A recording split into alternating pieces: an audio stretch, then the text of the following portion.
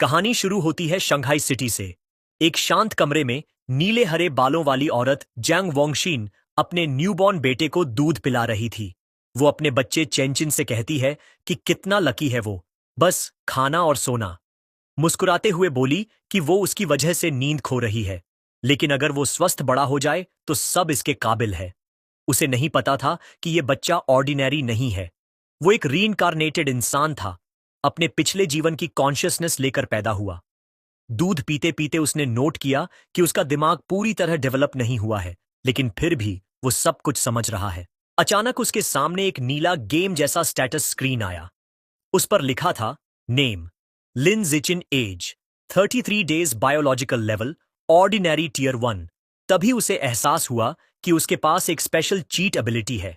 3 महीने की उम्र में लिन जिचिन अपने क्रिब में था और उसके माता पिता जांग वानिन और लिन यान उसे देख रहे थे।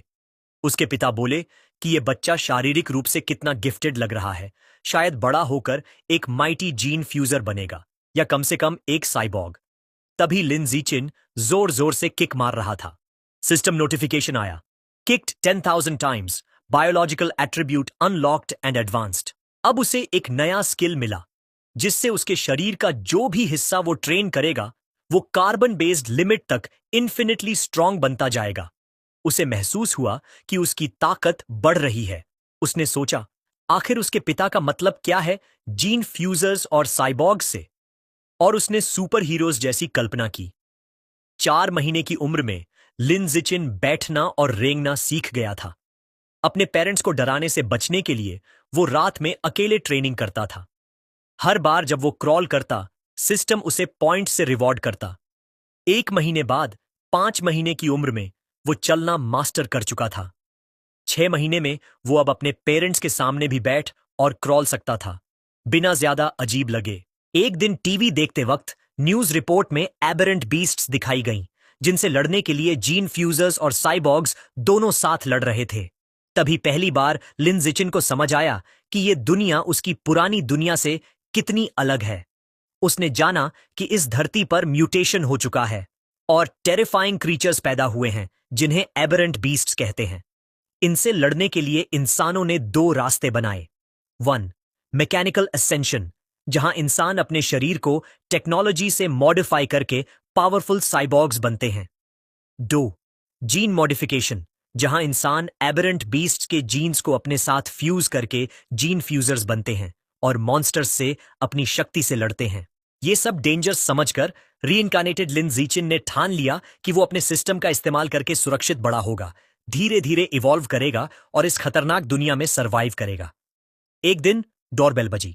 जंग वोंगशिन दरवाजा खोलती है और सामने नीली ड्रेस पहनी हुई एक औरत खड़ी है, शू मिंग। वो उनका नया पड़ोसी है। शू मिंग अपने परिवार का परिचय कराती है, अपने पति शेनजानी और छोटी बेटी शेन किंग हान का, जो एक डॉल पकड़कर खड़ी है। लिन जिचिन उस छोटी लड़की को देखता है जिसके बाल पर्पल हैं। वो मानता है कि शेन किंग हान उसकी इस नई दुनिया की पहली दोस्त बनेगी और उसे महसूस होता है कि उनकी किस्मतें एक दिन गहराई से जुड़ेंगी। समय बीतता है और लिन जिचिन खुद को ट्रेनिंग में झोंक देता है। 7 महीने की उम्र में अपने यूज एंड एडवांस स्किल की वजह से वो दौड़ना, कूदना और बेसिक भाषा बोलना खुद से बातें करके सीख जाता है और हर एक्टिविटी से स्टैट पॉइंट्स कमाता है। 8 महीने में उसका ट्रेनिंग लेवल इतना बढ़ जाता है कि वो क्रिब में ही सिटअप्स और पुशअप्स करने लगता है। लेकिन वो ध्यान रखता है कि जब तक उसके पेरेंट्स आसपास ना हो तभी प्रैक्टिस करे। लेकिन एक दिन उसकी मां जैंग वोंगशिन बैल्कनी में जाती है और शॉक्ड हो जाती है जब देखती है कि उसका 8 महीने का बेटा सिटअप्स कर रहा है। वो अपनी आंखें मलती है, यकीन नहीं होता। लेकिन चूंकि वो वेब नॉवेल ऑथर है, इसलिए उसे लगता है कि ये स्ट्रेस की वजह से हेलुसिनेशन है। लिन तुरंत सोने का नाटक करता है, राहत की सांस लेता है और सोचता है कि अब उसे और ज्यादा सावधान रहना होगा। कुछ दिनों बाद नहाते वक्त जैंग वोंगशिन को एक और बड़ा झटका लगता है। वो चिल्लाकर अपने पति लिन यन को बुलाती है।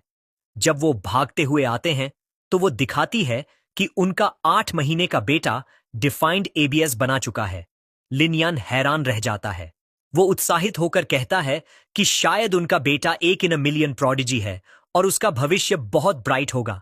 चाहे जीन फ्यूजर बने या साइबॉर्ग। ये जीनियस वाली बातें सुनकर लिन जिचिन चैन की सांस लेता है कि उसका सीक्रेट अभी तक सेफ है। उसे लगता है कि वाकई लकी है जिसके पेरेंट्स दोनों वेब नॉवल ऑथर्स हैं। लेकिन वो ये भी सोचता है कि इस म्यूटेटेड अर्थ पर वो अकेला जीनियस नहीं है। वो और उसकी माँ एक न्यूज रिपोर्ट देखते हैं जिसमें दिखाया जाता है कि एक मार्शल आर्ट्स फैमिली का 2 साल का बच्चा एक हाथ से 20 किलोस का डंबल उठा सकता है। जैंग वोंगशिन अपने बेटे को पास खींचकर गर्व से कहती है कि उसका चेंचिन भी उतना ही अमेजिंग है। लिन जीचिन अपनी मां की इस कॉन्फिडेंस से भावुक हो जाता है और सोचता है कि क्या वो भी 2 साल की उम्र में 20 किलोज उठा पाएगा। जब लिन जीचिन सचमुच 2 साल का होता है, उसकी ट्रेनिंग रंग लाती है। उसने लो प्रोफाइल रखते हुए गुप्त रूप से अपनी ताकत डेवलप की होती है। अब वो आसानी से एक हाथ से 20 किलोज का वेट स्टोरेज रूम में उठा लेता है। लेकिन उसका सेशन बीच में रुक जाता है जब उसकी मां बुलाती है कि हान हान शेनचिंग हान का निकनेम खेलने के लिए आ गई है। चौंक कर उसने वेट नीचे रखा और बाहर चला गया। उसने दरवाजा खोला तो सामने शेनिंग हान खड़ी थी, जो अब 2 साल की हो चुकी थी और वह उसे एक टाट दे रही थी। लिन जिचिन अंदर ही अंदर सोचता है कि उनकी अलग मेंटल एज होने की वजह से वो नॉर्मल बच्चों की तरह गेम्स नहीं खेल पाते। जहां हान हान एक टिपिकल टॉडलर है, वहीं वो हर पल ट्रेनिंग में लगाता है। उसने उसके साथ टाइम बिताने का एक यूनिक तरीका खोज लिया था। क्योंकि हान हान हमेशा उसके पास रहना पसंद करती थी, वो उसके लिए perfect custom sized weighted vest बन जाती थी एक्सरसाइजेस के दौरान। लेकिन एक प्रॉब्लम बार बार रिपीट होती थी और उसे फिर याद आ गई जब उसने एक गर्म नमी महसूस की। उसने चिल्लाकर कहा कि हान हान ने फिर से उस पर पेशाब कर दिया है। एक और साल बीत गया। 3 साल की उम्र में लिन जिकिन की स्ट्रेंथ एक्सपोनेंशियली बढ़ चुकी थी और अब वो एक हाथ से 40 किलो का वेट आसानी से उठा सकता था। टीवी देखते समय उसने एक रिपोर्ट देखी जिसमें एक 4 साल का प्रोडिजी 30 किलो का डंबल उठा रहा था। उसने संतुष्टि से नोट किया कि वो पहले से ही उससे ज्यादा स्ट्रांग है।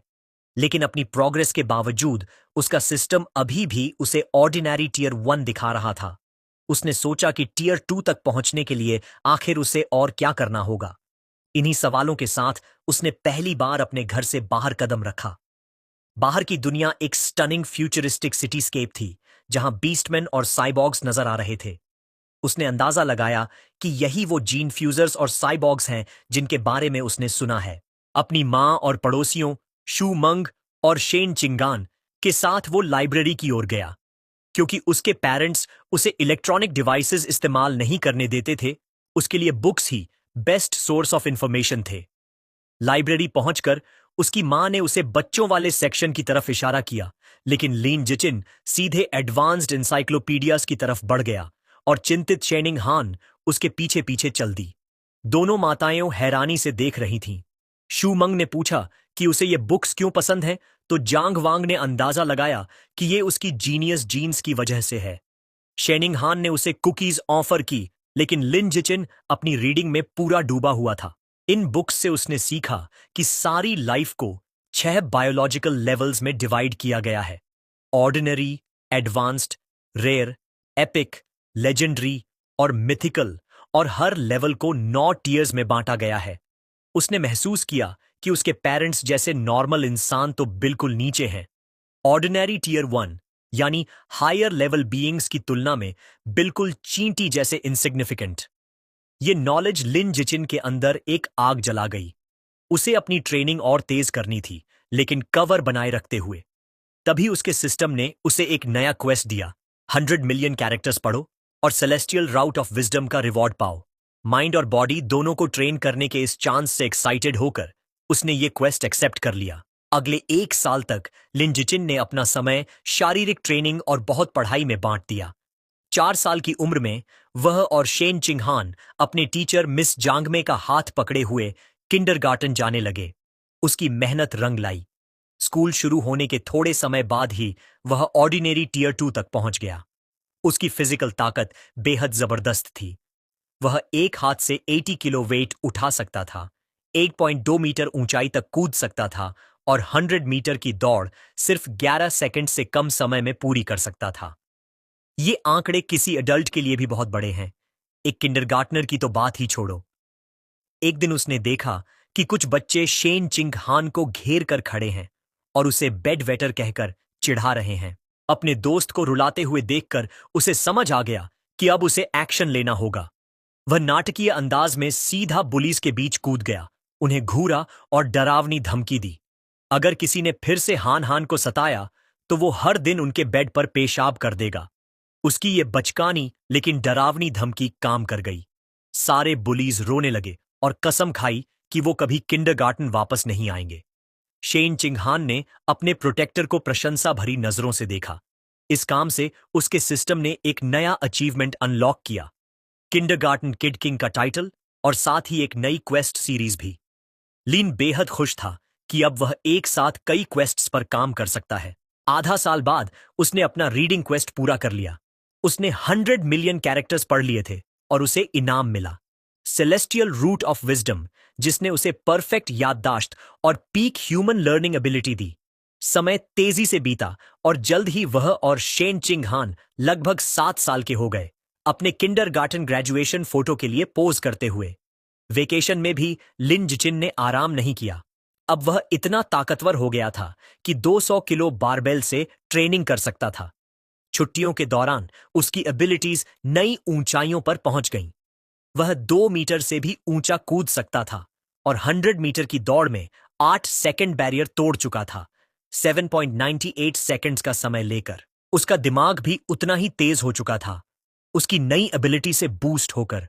उसने पहले ही एलिमेंट्री स्कूल का ज्यादातर सिलेबस खत्म कर लिया था। उसकी नई जिंदगी सनशाइन एलिमेंट्री स्कूल में शुरू हुई, क्योंकि वह एडवांस्ड सब्जेक्ट्स खुद ही पढ़ रहा था। एकेडमिक कॉम्पिटिशन्स उसके लिए आसान थे। उसने effortlessly national elementary school academic competition में पहला स्थान हासिल कर लिया, सिर्फ अपना टाइटल जल्दी अनलॉक करने के लिए।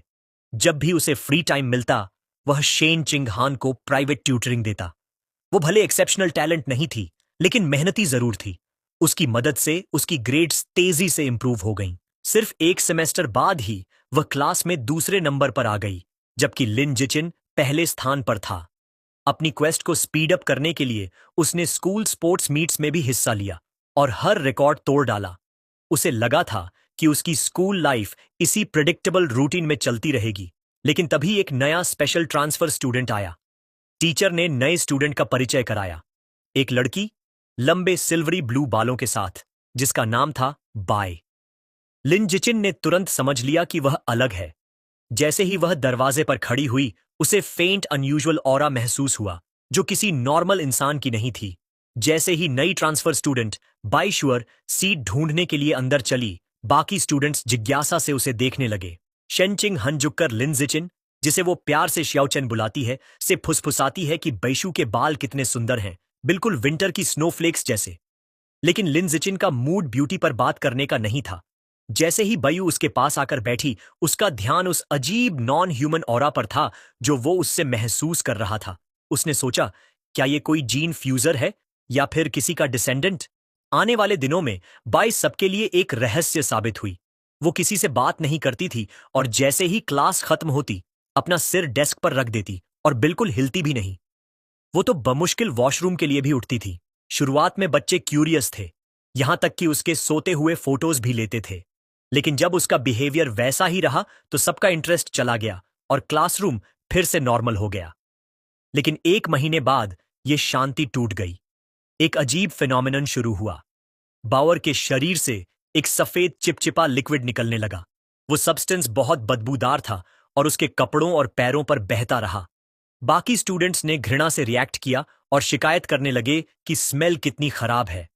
एक लड़का मजाक उड़ाते हुए गंदी बातें करने लगा और फिर अपनी पानी की बोतल उस पर उड़ेल दी, कहते हुए कि वो उसे वॉश कर रहा है।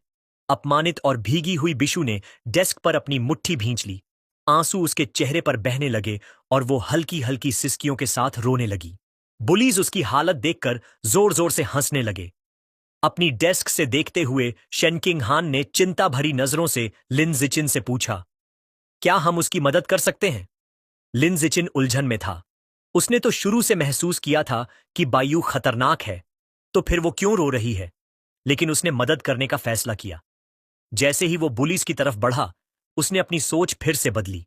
शायद वो सचमुच कोई खतरा नहीं, बस एक कमजोर लड़की थी जिसे सताया जा रहा था, और उसे कदम उठाना ही होगा। लिनीचुन सीधा मेन बुली के पास गया और उसकी कॉलर पकड़ ली। उसने नाम लेकर कहा, ग्वानचुन। एक डरावनी मुस्कान के साथ उसने उसे ऑर्डर दिया कि तुरंत बूमाओं की डेस्क साफ करो। ग्वानचुन डर के मारे हकलाने लगा और बोला, हाँ, अभी साफ करता हूं। बाकी बुलीज को भी पता था कि अब वो फंस चुके हैं, क्योंकि लिंडसी का नाम स्कूल में बदनाम था, पढ़ाई और लड़ाई दोनों में माहिर। यहां तक कि 6th ग्रेडर्स भी उससे पंगा नहीं लेते थे। डरकर सबने जल्दी जल्दी टिश्यूज उठाए और मेस साफ कर दिया। जब डेस्क साफ हो गई तो लिंडसियन की नजरें पूरे ग्रुप पर घूमी। उसने सबको ऑर्डर दिया कि तुरंत माफी मांगो। बुलीज पसीने से तरबतर डरते डरते लाइन में खड़े हो गए और सिर झुकाकर माफी मांगी, वादा किया कि अब कभी उसे तंग नहीं करेंगे। बुलीज के जाने के बाद बायू ने ऊपर देखा। उसकी आंखें आंसुओं से भरी थीं। उसने लिन जिचिन और शेन चिंगहान दोनों को शुक्रिया कहा। शेनिंगहान ने उसका कंधा थपथपाया और कहा, क्लासमेट्स को एक दूसरे की मदद करनी चाहिए। उस दिन से शेनिंगहान ने ठान लिया कि वो उस चुपचाप रहने वाली सफेद बालों वाली लड़की की दोस्त बनेगी और हर बार लिन जिचिन को भी अपने साथ घसीट लाती थी। धीरे धीरे तीनों साथ समय बिताने लगे।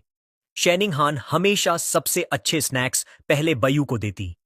एक दिन जब शेन चिंगहान ने उसे एक ट्रीट दी तो बाऊ झिझकी।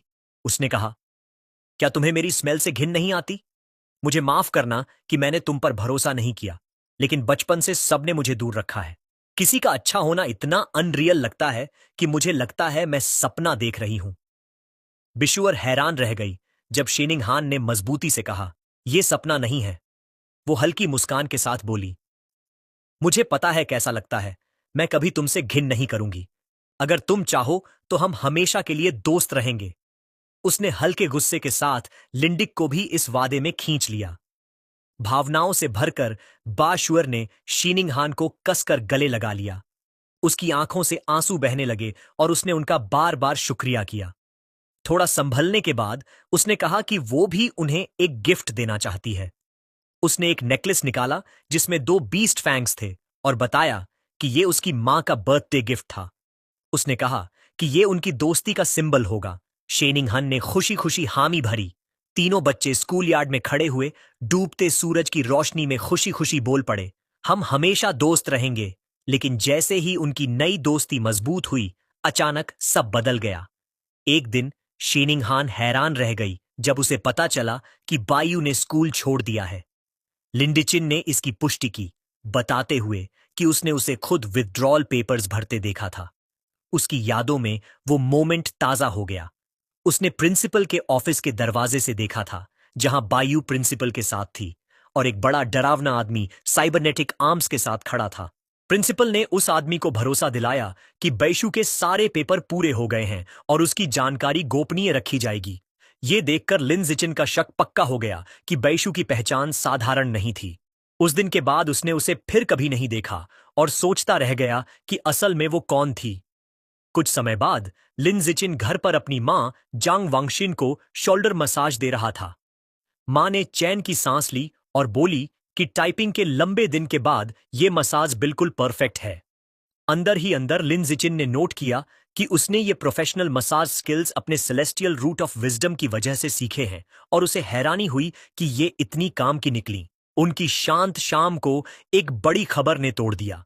न्यूज रिपोर्ट में दिखाया गया कि क्योटो प्रोडिजी ने फिर से कमाल कर दिया। सिर्फ 10 साल की उम्र में उसने अबेरेंट बीस्ट जीन्स के साथ सफल फ्यूजन कर लिया था और अब वह एक हाथ से 500 किलो की चट्टान उठा सकता था। लिन जिचिन ने उस लड़के को पहचाना और झटका खाया कि उसका प्रतिद्वंदी पहले ही जीन फ्यूजन शुरू कर चुका है। उसके पिता लिन यान ने शिकायत की कि ये क्योटो वाला लड़का हमेशा टीवी पर छाया रहता है। क्या लोग उसे इन्फ्लुएंसर बनाना चाहते हैं? मां बाप में बहस शुरू हो गई। लिन यान बोला कि वो बच्चा 1000 साल पुराने मार्शल आर्ट्स परिवार से है, उनके पास जरूर एडवांस जीन फ्यूजन टेक्नोलॉजी होगी। जांग वांगशिन ने तर्क दिया कि बच्चे को गिनी पिग बनाना गलत है। पिता ने पलटकर कहा कि ऐसे परिवारों के लिए परिवार की इंटरेस्ट सबसे ऊपर होती है। मां ने तंज कसते हुए कहा, तुम्हें तो सब पता है। उनकी बहस के बीच लिन जिचिन गहरी सोच में था। उसे याद आया कि फ्यूजन से पहले वो लड़का 100 किलो उठाता था, अब 500 किलो, यानी 5 गुना ताकत। लेकिन लिन जिचिन सिर्फ 8 साल की उम्र में बिना किसी जीन फ्यूजन के एक हाथ से 300 किलो उठा लेता था। उसने आत्मविश्वास से मुट्ठी बांधी और तय किया कि उसका पोटेंशियल कहीं ज्यादा बड़ा है। लेकिन यह कॉन्फिडेंस ज्यादा देर नहीं रहा। अगली खबर ने उसे डर का असली मतलब सिखा दिया। ब्रेकिंग न्यूज में दिखाया गया कि पड़ोसी देश का एक शहर पूरी तरह बर्बाद हो गया है एक विशाल धमाके में। फुटेज में दिखा कि हमला विशाल एबरेंट रैट्स ने किया था। स्क्रीन पर डरावने नजारे आए। राक्षसी चूहे खंडहरों में दौड़ते हुए एक औरत को अपने जबड़े में पकड़ लेते हैं और उसे बेरहमी से खा जाते हैं। रिपोर्ट में बताया गया कि इसके पीछे हेरेटिक्स कल्ट है, एक गुप्त संगठन जो इन राक्षसी जानवरों को अपने फायदे के लिए नियंत्रित करता है। एक प्रेस कॉन्फ्रेंस में सकुरा कंट्री के अधिकारी ने अंतरराष्ट्रीय मदद की गुहार लगाई। लिन जिचिन ने समझा कि ये हेरेटिक्स इंसानियत के गद्दार हैं। उसे सुकून मिला कि वो एक शक्तिशाली और सुरक्षित देश में पैदा हुआ है, जहां वो छुपकर मजबूत हो सकता है। तभी बाहर से सोनिक बूम्स की आवाज आई। वो खिड़की पर दौड़ा और पर्दे हटाए। रात के आसमान में भारी हथियारों से लैस साइबॉग्स की एक टुकड़ी उड़ रही थी। उसने सोचा कि इतने लोग क्यों तैनात किए गए हैं। उम्मीद की कि कुछ बुरा ना हो। अगली सुबह सब कुछ सामान्य दिखा। लिन जिचिन बाहर शीनिंग हान का इंतजार कर रहा था। वो दौड़ती हुई आई और माफी मांगी कि लेट हो गई। जैसे ही वो पास आई, लिन जिचिन ने कुछ अजीब देखा। उसके गले में लटक रहा बीस्ट फैंग नेकलेस जो बैशू ने उन्हें दिया था, चमकने लगा। नीली रोशनी निकल रही थी और उसने तुरंत पहचान लिया कि यह किसी एबेरेंट बीस्ट का दांत है, वही गैर मानवीय आभा जिसकी उसने पहले झलक महसूस की थी। रोशनी उतनी ही जल्दी गायब हो गई जितनी जल्दी आई थी। दोनों ने इसे ज्यादा ध्यान नहीं दिया, लेकिन लिन जिचिन के मन में खौफ बैठ गया। साइबॉग्स की तैनाती और इस फैंग की प्रतिक्रिया, कुछ बड़ा होने वाला है। स्कूल जाते समय एक रहस्यमयी औरत उनके रास्ते में आई। लंबे लाल बाल, काली ड्रेस और एक लैंप पोस्ट से टिक कर खड़ी हुई। वो मुस्कुराते हुए बोली, क्या प्यारे बच्चे हो? क्या तुम भाई बहन हो? शीनिंगहान ने गर्व से जवाब दिया, नहीं, हम बचपन से सबसे अच्छे दोस्त हैं। औरत ने हल्की उदासी से कहा, काश मेरा भी कोई बचपन का दोस्त होता। फिर अचानक उसका चेहरा डरावना हो गया। आंखों में चमक लिए उसने पूछा, लेकिन तुम लोग स्कूल अकेले क्यों जा रहे हो? तुम्हारे माता पिता कहां हैं? जैसे ही शेनिंगहान बोलने लगी, लिन जिचिन ने जल्दी से उसका हाथ पकड़ लिया और बीच में काटते हुए कहा, चलो, देर हो रही है। वो उसे खींचकर आगे ले गया। पीछे रह गई वो रहस्यमयी लाल बालों वाली औरत। काफी दूर आने के बाद उसने शेनिंगहान को हल्के से डांटा, उसे याद दिलाते हुए कि अजनबियों से बात नहीं करनी चाहिए। उसने सिर हिलाकर हामी भर दी। स्कूल के बाद लिन जिचिन उसे एक सुनसान गली से ले गया। शेनिंगहान घबराकर बोली कि यह जगह कितनी डरावनी है। लिन जिचिन ने समझाया कि इस इलाके को गिराने का काम तय हो चुका है और सब लोग पहले ही यहां से जा चुके हैं। उनकी चाल अचानक एक जानी पहचानी आवाज से रुक गई। सुबह वाली लाल बालों वाली औरत फिर सामने आ गई, यह कहते हुए कि आखिर तुम लोग स्कूल से बाहर आ ही गए। वह अकेली नहीं थी, उसके साथ एक बड़ा मांसल आदमी था जिसका नाम शांग था। औरत ने शांग से कहा कि बच्चे यहीं हैं। लिन जिचिन घबरा गया। उसने जानबूझकर अलग रास्ता चुना था, लेकिन फिर भी वह उनका पीछा करते हुए आ गई थी। वह औरत मीठी आवाज में उन्हें पास बुलाने लगी, यह कहते हुए कि उसके पास उनके लिए ट्रीट्स हैं। उसका साथी शांग अधीर हो गया। उसने कहा कि बातें बंद करो और सीधे इन्हें बेहोश करो ताकि काम जल्दी निपट जाए। बिना और कुछ बोले शांग उनकी तरफ दौड़ा, हाथ में कपड़ा लिए हुए, चिल्लाता हुआ कि उसे जल्दी है ताकि इन्हें बेचकर पैसे बना सके। जैसे ही वह पास आया, लिन जिचिन ने शेनिंगहान को धक्का देकर किनारे किया और खुद सामने खड़ा हो गया। उसने अपनी मुट्ठी भींची और पूरी ताकत से शांग के चेहरे पर मुक्का मारा। मुक्का सीधे शांग के चेहरे पर लगा और उसका बड़ा शरीर वहीं रुक गया। अगले ही पल वह दर्द भरी चीख के साथ गली के अंदर पीछे जा गिरा। लाल बालों वाली औरत यह देखकर हैरान रह गई। उसे यकीन नहीं हो रहा था कि एक प्राइमरी स्कूल का बच्चा किसी बड़े आदमी को इतनी जोर से उड़ा सकता है। जमीन पर पड़ा शांग खून उगल रहा था। शांग के गिरते ही लिन जिचिन ने औरत पर ध्यान दिया। इससे पहले कि वह कुछ कर पाती, उसने उसके पेट पर एक जबरदस्त मुक्का मारा और फिर एक तेज अप्रकट झड़कर उसे बेहोश कर दिया। गिरे हुए अपहरणकर्ताओं को देखकर उसका चेहरा कठोर हो गया। उसने पास की एक ईंट उठाई और सोचा कि सुनसान गली में कोई कैमरा नहीं है, इसलिए इन्हें यहीं खत्म करना होगा। अगर ये जिंदा रहे तो उसकी असली ताकत सबको पता चल जाएगी और उसका छिपकर मजबूत बनने का प्लान बिगड़ जाएगा। लेकिन ठीक उसी समय जमीन बुरी तरह हिलने लगी। एक भयंकर भूकंप ने गली को हिला दिया। अचानक एक विशाल पंजा पास की दीवार तोड़कर बाहर निकला। अगले ही पल धूल और मलबे से एक दैत्याकार विकृत चूहा बाहर आया। वह राक्षसी चूहा बच्चों को नजरअंदाज कर सीधे बेहोश औरत की ओर झपटा, लेकिन उसे खाने के बजाय उसने पंजे से उसका सिर धड़ से अलग कर दिया। फिर उसने कटा हुआ सिर उठा लिया। यह देखकर शेनिंग हान चीख पड़ी। खतरे को पहचानते हुए लिन जिचिन ने उसे अपनी बाहों में उठा लिया और बोला, यह एक दैत्य चूहा है, हमें सुरक्षित जगह भागना होगा। वह तुरंत मुड़ा और उसे लेकर भाग निकला। भागते भागते अचानक आसमान में लाल और सुनहरे रंग की एक चमक दौड़ती है। एक फीमेल साइबॉर्ग जिसकी सुनहरी बाल थे और हेलमेट पर खरगोश जैसे कान लगे थे, बिजली जैसी तेजी से गली में आ उतरती है। उसकी गति इतनी अविश्वसनीय थी कि वो मानो धुंधली परछाई की तरह मॉन्स्टर चूहे के पास से निकल गई। लिन जिचिन के कंधे के ऊपर से देखते हुए शेनिंग हान हैरान होकर चिल्लाती है कि वो साइबॉर्ग कितनी तेज है। साइबॉर्ग बड़ी निपुणता से मॉन्स्टर के पीछे उतरती है और हमला करने की तैयारी करती है। उसका दस्ताना चमक उठता है और वो अपना हथियार चार्ज करते हुए ऐलान करती है, एनेस्थेटिक स्मोक। वो प्रोजेक्टाइल दागती है जो गली को हिला देने वाले धमाकों के साथ फटते हैं। लिन जिचिन तुरंत शेनिंग हान को अपनी बाहों से ढककर ब्लास्ट से बचाता है। विस्फोटों में फंसा मॉन्स्टर चूहा दर्द में दहाड़ता है और एनेस्थेटिक धुएं से चकरा जाता है। मौका देखते ही साइबॉर्ग आगे बढ़ती है और तेज वारों की झड़ी लगाकर कमजोर जानवर को खत्म कर देती है। बाद में लिन जिचिन घर पर न्यूज रिपोर्ट देखता है जिसमें इस घटना को दिखाया जाता है। वो लड़ाई का गहराई से विश्लेषण करता है और निष्कर्ष निकालता है कि उस साइबॉर्ग की ताकत बहुत ऊंची नहीं थी। उसे पहले मॉन्स्टर को कमजोर करना पड़ा और फिर भी उसे खत्म करने में पूरे 7 मिनट लगे। वो सोचता है कि मॉन्स्टर चूहे कितने खतरनाक जीव होते हैं, जो 10 मीटर से ज्यादा लंबे हो सकते हैं और ऑर्डिनरी 5th टियर तक पहुंच सकते हैं। हालांकि वो दोनों सुरक्षित बच निकले। यह घटना उसे फिर याद दिलाती है कि यह दुनिया कितनी खतरनाक है। वह निश्चय करता है कि उसे और भी कठोर प्रशिक्षण करना होगा ताकि खुद को और अपने अपनों को बचा सके।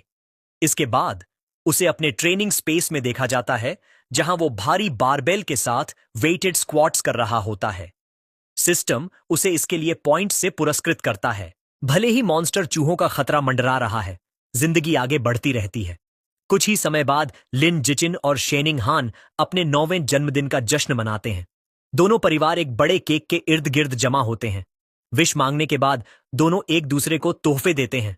अपनी सेलेस्टियल रूट ऑफ विजडम की बदौलत लिन जिचिन ने सिर्फ एक रात में खुद से नक्काशी सीख ली थी और शेनिंग हान के लिए बारीक डिजाइन वाला लकड़ी का हेयर पिन बना डाला।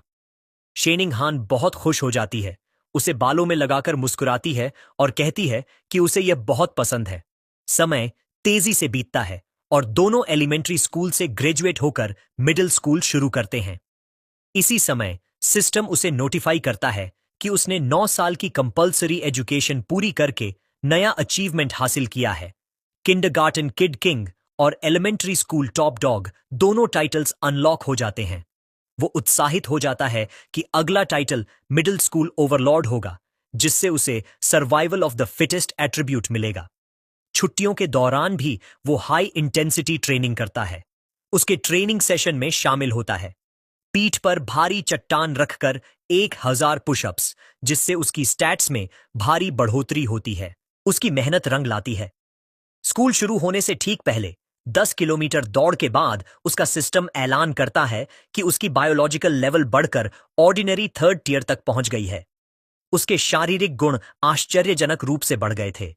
अब वह एक हाथ से 700 किलो उठा सकता था, 4 मीटर ऊंचाई तक कूद सकता था और 100 मीटर की दौड़ केवल 6 सेकंड में पूरी कर सकता था। अपनी ताकत बढ़ते हुए देखकर वह सोचता है कि क्योटो का प्रोडिजी अब किस स्तर पर पहुंच चुका होगा। संयोग से स्कूल शुरू होने से एक रात पहले टीवी पर एक नई खबर प्रसारित होती है।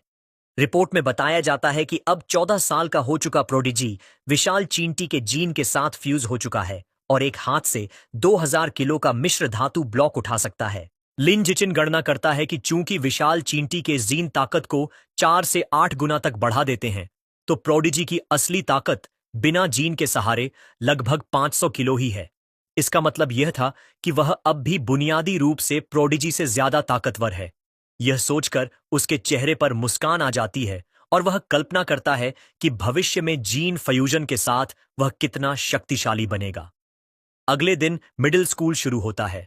शहर का टॉप स्टूडेंट होने की वजह से सभी बेहतरीन मिडिल स्कूल्स ने उसे अपने यहां बुलाने की कोशिश की थी, लेकिन उसने शंघाई मिडिल स्कूल का निमंत्रण स्वीकार किया, इस शर्त पर कि शेनिंग हान भी उसी की क्लास में होगी। रजिस्ट्रेशन के समय प्रिंसिपल और नए क्लास टीचर उनका स्वागत करते हैं और बताते हैं कि वे उस पर कितना भरोसा कर रहे हैं।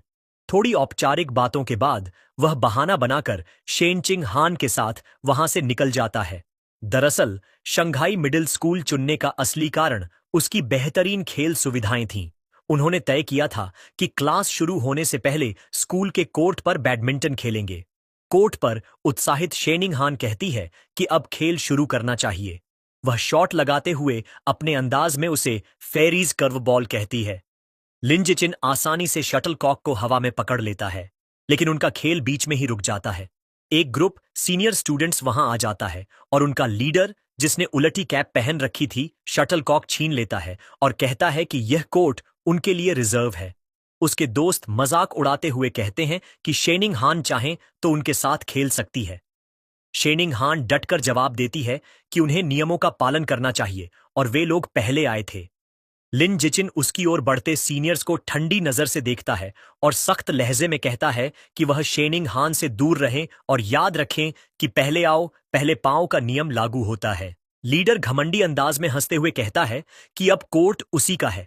वह शटलकॉक उठाता है और सर्व करने ही वाला होता है कि लिन जिचिन हरकत में आ जाता है। वह ठंडे स्वर में कहता है कि अब से यहां सिर्फ उसके नियम चलेंगे। वह जबरदस्त ताकत के साथ उछलता है और शटलकॉक को इतनी तेजी से स्मैश करता है कि वह सफेद धुंध की तरह कोर्ट के पार निकल जाता है। ताकत इतनी जबरदस्त होती है कि लीडर के पास रिएक्ट करने का भी वक्त नहीं मिलता। टकराव से उसका रैकेट चकनाचूर हो जाता है और उसकी कैप उड़कर गिर जाती है। सीनियर्स के चेहरे पर पसीना और डर साफ झलकता है। वे कांपते हुए सोचते हैं कि क्या लिन जिचिन इंसान भी है या फिर कोई जीन फ्यूजर। उनमें से एक घबराकर कहता है कि अगर शॉट थोड़ा सा भी इधर उधर हुआ होता तो उनके बॉस का सिर उड़ गया होता। डरे हुए सीनियर्स गहरी झुककर माफी मांगते हैं और कहते हैं कि अब वे नियम समझ गए हैं और तुरंत चले जाएंगे। फिर वे जल्दी से वहां से भाग निकलते हैं। शायद उस घटना की खबर फैल गई थी, क्योंकि उसके बाद कभी किसी ने लिन जिचिन या शेनचिंग हान को परेशान करने की हिम्मत नहीं की। स्कूल जीवन बाकी लगभग वैसा ही था, बस अब यह बड़ा था और सुविधाएं बेहतर थीं। पढ़ाई में लिन जिचिन बहुत आगे था, क्योंकि वह मिडिल स्कूल का पूरा कोर्स पहले ही पूरा कर चुका था। क्लास में वह अक्सर दिलचस्प किताबें पढ़कर समय बिताता था। रात को वर्कआउट के बाद वह अपने सेलेस्टियल रूट ऑफ विजडम का इस्तेमाल कर ऑनलाइन नए नए स्किल्स सीखता, जैसे कुकिंग, फोटोग्राफी, ड्राइविंग, स्विमिंग और कई तरह के खेल। Middle school Overlord title unlock करने के लिए उसने सिर्फ हर विषय में पहला स्थान ही नहीं पाया, बल्कि स्कूल को नेशनल प्रतियोगिताओं में भी रिप्रेजेंट किया। और आखिरकार वह ढेरों ट्रॉफीज के बीच खड़ा दिखाई दिया। प्रोफाइल बनाए रखने के लिए वह जानबूझकर हर प्रतियोगिता में पहला स्थान नहीं लेता था। पूरा एक सेमेस्टर बीत गया, लेकिन टाइटल अब तक अनलॉक नहीं हुआ। हालांकि उसके शानदार प्रदर्शन ने उसे कई फैन गर्ल्स दिला दी, जो उसकी डेस्क पर ढेरों लव लेटर्स छोड़ जाती थीं।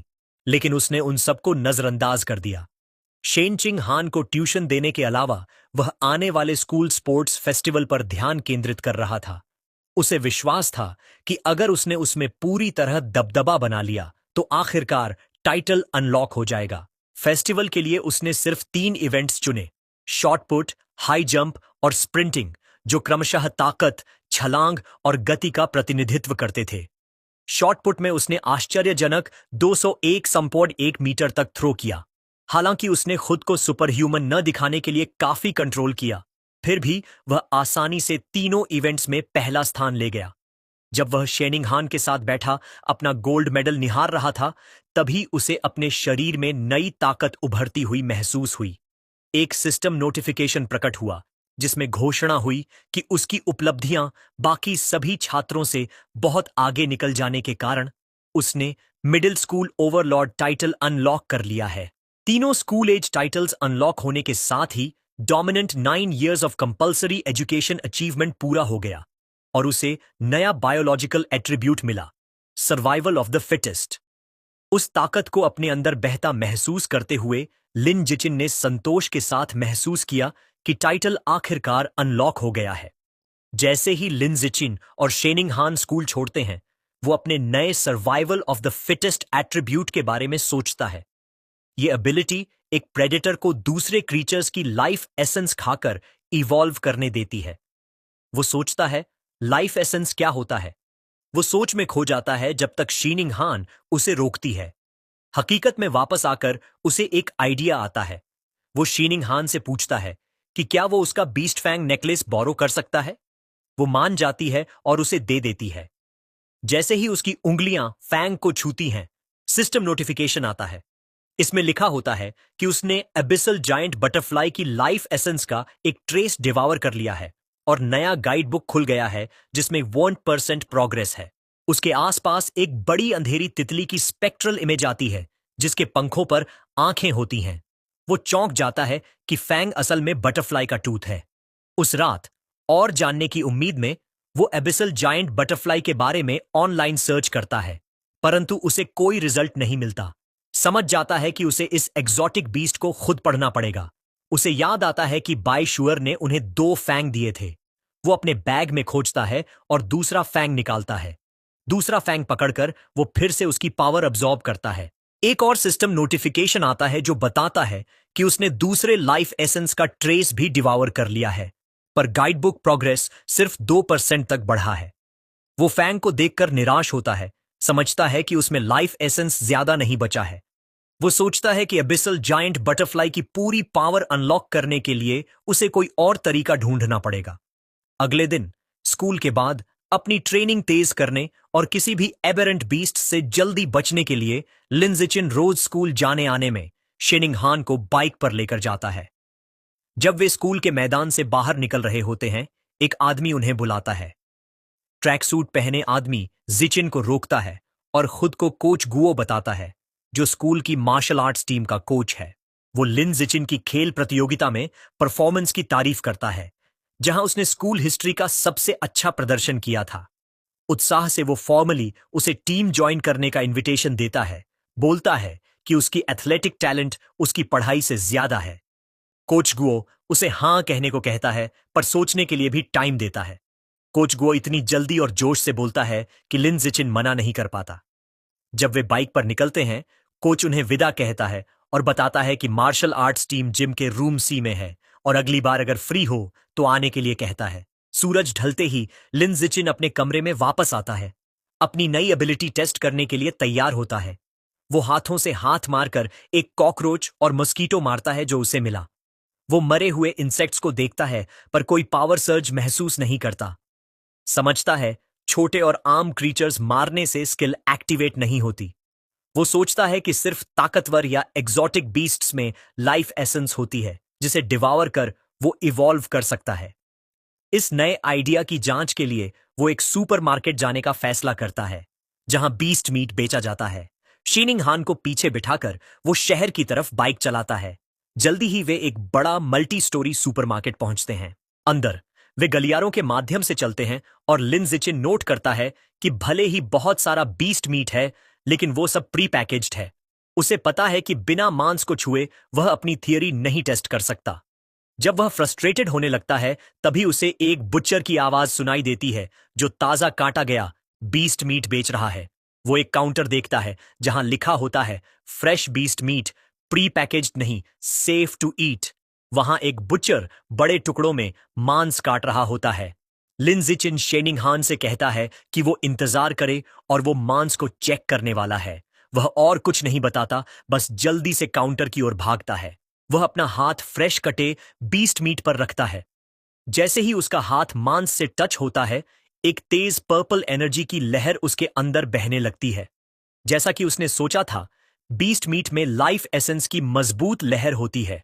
वह एक्साइटमेंट में मुट्ठी मजबूत कर लेता है और चेहरे पर बड़ी मुस्कान आ जाती है। शेनिंग हान इसे देखकर हैरान होती है, सोचती है कि सिर्फ मांस छूने से वह इतना एक्साइटेड क्यों हो रहा है। वह उसके पास जाकर कंफ्यूज्ड और कंसर्न्ड होकर पूछती है कि मांस कैसा लग रहा है। लिन जिचिन कूल बने रहने की कोशिश करता है और कैजुअली कहता है कि मांस सामान्य से ज्यादा ताजा लगता है और पूछता है क्या वो भी छूना चाहती है। शेनिंग हान हाथों से तेजी से इनकार करती है और कहती है कि उसने काफी छुआ है दोनों के लिए। अपनी थ्योरी कंफर्म करने के बाद लिन जिचिन घर पर ट्राई करने के लिए बीस्ट मीट खरीदने का फैसला करता है, जो शेनिंग हान के लिए सरप्राइजिंग होता है। वो उसकी रिएक्शन को देखकर उबराश नहीं होता, क्योंकि उसे पता है कि बीस्ट मीट बहुत महंगा होता है। सबसे सस्ता ऑप्शन गोस्ट शैडो स्क्विड करीब 1000 येन प्रति जिन का होता है। उसने स्क्विड वाला पैकेज उठाया। शीनिंग हान कीमत को देखकर पैनिक हो गई और कहती है कि यह बहुत महंगा है और उसे पहले अपनी मां से पूछना चाहिए। लिंजेचीन मुस्कुराता है और उसकी सिर पर प्यार से हाथ रखता है। कहता है, चिंता मत करो। वह एक झूठ बनाता है कि उसकी मां ने उसे पहले ही दोनों परिवारों के लिए बहुत कुछ खरीदने को कहा है। एक फ्लैशबैक में उसकी मां जंग वंगशिन खुशी खुशी दावत बनाने को तैयार होती है।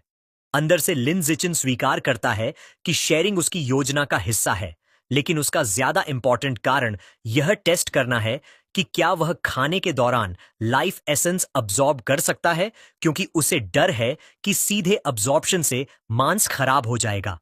चेकआउट पर वह गोस्ट शैडो स्क्विड के 3 पैकेज 29.94 येन में खरीदता है। महिला कैशियर उसका धन्यवाद करती है। जैसे ही वे बाहर निकलते हैं, लिन जिचिन सोचता है कि मांस कितना महंगा था और सोचता है कि अगली बार कब वे इसे अफोर्ड कर पाएंगे। जब तक वे शॉपिंग खत्म करते हैं, रात के 9 बजे के बाद हो चुका होता है। शहर हाल ही में कैओटिक रहा है, इसलिए वे सेफ्टी के लिए सीधे घर जाने का फैसला करते हैं। घर जाते वक्त लिन जिचिन अपने एक्सपेरिमेंट के बारे में सोचता रहता है। इंतजार नहीं कर पाता तो चुपके से अपने बस्केट में रखे मांस के पैकेज पर हाथ रख देता है। तुरंत उसे वही परिचित पर्पल एनर्जी की तेज लहर महसूस होती है। उसका सिस्टम कंफर्म करता है कि उसने घोस्ट शैडो स्क्विड की लाइफ एसेंस का एक हिस्सा डिवोर कर लिया है। उस क्रिएचर का नया गाइड बुक अनलॉक हो जाता है, लेकिन प्रोग्रेस सिर्फ 0.1% ही बढ़ता है। उसके दिमाग में एक डरावनी मल्टी आइड स्क्विड की छवि आती है। जब वे शांत सड़कों से बाइक चला रहे होते हैं तो वह थोड़ा मानसिक हिसाब करता है। उसे समझ आता है कि थोड़ा सा मांस खाकर सिर्फ उसकी ताकत का छोटा हिस्सा ही अनलॉक हुआ है। वह सोचता है कि उसे गाइड बुक में 100% पहुंचने के लिए 100 जिन तक डिवोर करना पड़ेगा, जिसकी कीमत लगभग 1000 येन होगी। वह स्क्विड की खास काबिलियत के बारे में सोचता है, जो पानी में घुलकर गायब हो जाती है, और तय करता है कि यह ताकतवर स्किल कीमत के लायक है। उसका रास्ता साफ है। उसे बहुत बड़ा पैसा कमाना होगा, क्योंकि इतना पैसा अपने परिवार से नहीं मांग सकता। फिर उसे याद आता है कि मांस खरीदने का दूसरा कारण यह था कि टेस्ट करे कि क्या लाइफ एसेंस को एब्जॉर्ब करने से मांस खराब हो जाता है। वह पैकेज देखता है। मांस अब भी बिल्कुल ताजा लग रहा है। वह खुश हो जाता है कि एसेंस लेने से मांस खराब नहीं होता। जैसे जैसे वह इसकी शक्ति एब्जॉर्ब करता है, स्क्विड के लिए उसका प्रोग्रेस बार बढ़कर 3% हो जाता है।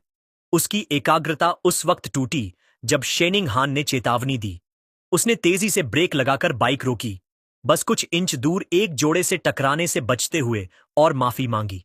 उसने खुद को डांटा कि क्यों उसने ध्यान नहीं दिया कि वह कहां जा रहा है, और सोचने लगा कि यह लेन इतना भीड़ भाड़ वाला क्यों है। शेनिंग हान आगे इशारा करती है। वे एक टेंशन भरी स्थिति देखते हैं। एक मस्कुलर लाल बालों वाला आदमी एक महिला को चाकू की नोक पर बंधक बनाए हुए है। शेनिंग हान डर के मारे बंधक को अपनी टीचर जिया के रूप में पहचानती है। वह आदमी भीड़ को धमकाता है। पुलिस अधिकारी मेगाफोन से स्थिति शांत करने की कोशिश कर रहे हैं। पुलिस कप्तान एक अधिकारी अबिंग को रोकता है और कहता है कि बेवजह गोलीबारी न करे। कप्तान बताता है कि लक्षित व्यक्ति बंधक के बहुत करीब है और उसे ढाल के रूप में इस्तेमाल कर रहा है, इसलिए साफ निशाना लगाना असंभव है।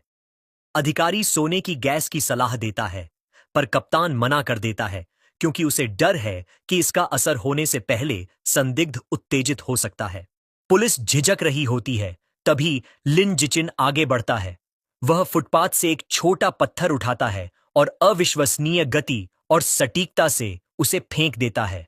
पत्थर अधिकारी अबिंग के बंदूक पर लग जाता है, जिससे वह मिसफायर कर जाता है। गलत गोली बंधककर्ता के हाथ में लगती है, जिससे वह चिल्लाता है और अपना चाकू गिरा देता है। इससे टीचर जिया आजाद हो जाती हैं। मौका पाकर पुलिस कप्तान अपनी टीम को आगे बढ़ने का आदेश देता है। अधिकारी तेजी से आगे बढ़ते हैं और हथियारबंद संदिग्ध को पकड़ लेते हैं। एक महिला अधिकारी डर गई, लेकिन सुरक्षित टीचर जिया को सहारा देती है। स्थिति कंट्रोल में आते ही लिन जिचिन चुपके से अपनी बाइक पर चढ़ता है। शेनिंग हान बड़ी आंखों से उसे देखती है और पूछती है कि क्या उसने पत्थर फेंका था। वह जल्दी से उसे चुप रहने को कहता है और बताता है कि बाद में बात करेंगे।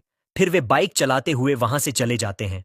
जैसे ही वे दूर जाने लगते हैं, एक आवाज उन्हें रोकने का आदेश देती है। पुलिस कप्तान चिल्लाता है, पूछता है क्या लिन जिचिन ही था जिसने पत्थर फेंका। पकड़े जाने के डर से लिन जिचिन तुरंत सब कुछ नकार देता है, थोड़ा नर्वस स्माइल देते हुए। महानिदेशक उन्हें जाते हुए देखता है और सोचता है कि कोई अच्छा काम कबूल नहीं करता। ये अजीब बात है। फिर वह जोर से कहता है कि बहादुरी का इनाम भी होता है। इनाम का शब्द सुनते ही लिन जिचिन का ध्यान खींच जाता है। पैसों की जरूरत से वह जोर से ब्रेक लगाता है, रुकता है और कप्तान के पास दौड़ता है। शर्माते हुए वह अपनी नकारात्मक बात वापस लेता है, बता देता है कि उसने पत्थर फेंका था और समझाता है कि पैसा उसके लिए कितना जरूरी है। कप्तान कहता है कि रिपोर्ट देने के लिए पुलिस स्टेशन जरूर आए और वह उसकी मदद करेगा इनाम के लिए। परिवार वालों को सूचित करने के बाद लिन जिचिन और शेनिंग हान पुलिस स्टेशन जाने की तैयारी करते हैं। उन्हें लगता है कि सब कुछ ठीक से होगा, लेकिन जैसे ही पुलिस हथकड़ी में बंद संदिग्ध को ले जाती है, कुछ बेहद गलत होता है। संदिग्ध का चेहरा भयानक तरीके से डरावना हो जाता है। पुलिस भयभीत होकर समझ जाती है कि वह एक हेरेटिक है और वह उनके सामने एक विशाल विचित्र चूहे में बदल रहा है। राक्षस अपने हथकड़ी तोड़ देता है और अधिकारियों पर अपने बड़े पंजे से वार करता है। पुलिस कप्तान रेडियो पर आदेश देता है कि सभी फोर्सेस को फायर खोलना है, लेकिन नागरिकों की सुरक्षा का ध्यान रखते हुए। अधिकारी अपने हथियार निकालते हैं, लेकिन गोलियां असर नहीं दिखाती। तभी एक घबराहट भरा रिपोर्ट आता है, जिसमें बताया जाता है कि हेरेटिक ने राइट किंग जीन्स के साथ फ्यूज कर लिया है और तुरंत बैकअप के लिए कॉल किया जाता है। खतरा समझते हुए लिन जिचिन दोनों को पकड़कर दूर ले जाता है और जल्दी से भागने को कहता है। उसे राहत मिलती है कि राक्षस उनका पीछा नहीं कर रहा, लेकिन वह जानता है कि उन्हें जल्दी भागना होगा। जैसे ही वे भागते हैं, आकाश से एक नया फिगर पर्पल ऑनरा के साथ नीचे गिरता है। वह एक महिला साइबॉर्ग है जो स्लीक फ्यूचरिस्टिक आर्मर पहने होती है।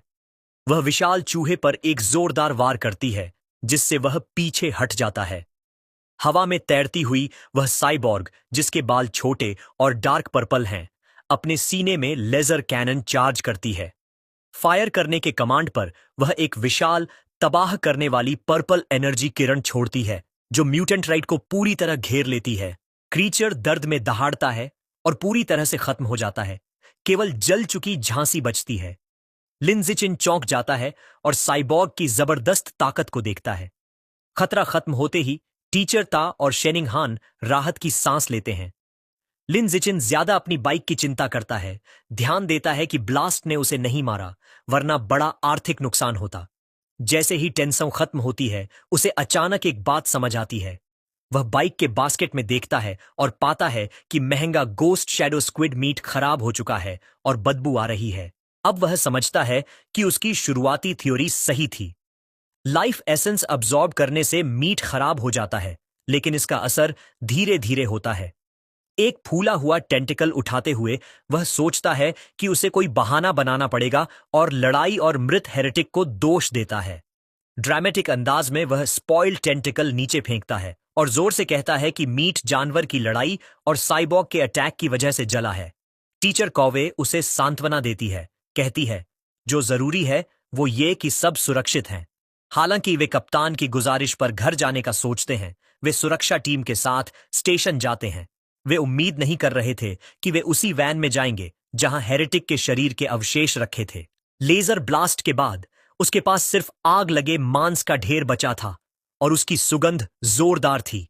जैसे ही वह बदबूदार वैन में बैठता है, लिन जिचिन को दूसरी बात याद आती है। उसे याद आता है कि बाइशुअर के बीस्ट फैंग्स के अंदर लाइफ एसेंस तब भी थी जब क्रीचर मर चुका था। अब उसके दिमाग में एक नया संभावना उभरती है। क्या इस शव के अंदर भी लाइफ एसेंस बचा है? और अगर है, तो क्या वह कॉर्प्स के रैट किंग जीन को अपने लिए डिवावर कर सकता है? पता लगाने का सोचकर वह चुपके से अपना हाथ उन अवशेषों की तरफ बढ़ाता है। जैसे ही उसका हाथ छूता है, उसे एक शक्तिशाली लाल एनर्जी का सर्ज महसूस होता है। उसका सिस्टम कंफर्म करता है कि उसने जायंट म्यूटेंट रैट की लाइफ एसेंस का एक अंश डिवावर कर लिया है और उसके गाइड बुक में प्रभावशाली 5% प्रोग्रेस अनलॉक हो गई है। वह हैरान हो जाता है कि उसने इतना ज्यादा अब्सॉर्ब कर लिया और समझ जाता है कि सोर्स की फ्रेशनेस सीधे सीधे इस बात पर असर डालती है कि उसे कितनी लाइफ एसेंस मिल सकती है। उसे एस्कॉर्ट कर रहे ऑफिसर अबिंग उसकी हरकत नोटिस करते हैं और उसे चुपचाप बैठो कहते हैं। लिन जिचिन जल्दी से कहता है कि उसे तो बस हाथ फैलाना था। बाद में पब्लिक सिक्योरिटी ऑफिस पहुंचकर उसे पता होता है कि जहां अबिंग को बेवकूफ बनाना आसान था, वहीं सिक्योरिटी कैप्टन ज्यादा तेज है। कैप्टन लिन जिचिन को बताता है कि उसने उसकी ब्रेवरी रिवॉर्ड के लिए आवेदन कर दिया है, मगर फिर गंभीर होकर सवाल करता है। वह पूछता है कि एक मिडिल स्कूलर इतनी दूरी पर और खराब रोशनी में इतने सटीक तरीके से कैसे हेरेटिक के नाइफ हाथ पर पत्थर मार सकता है।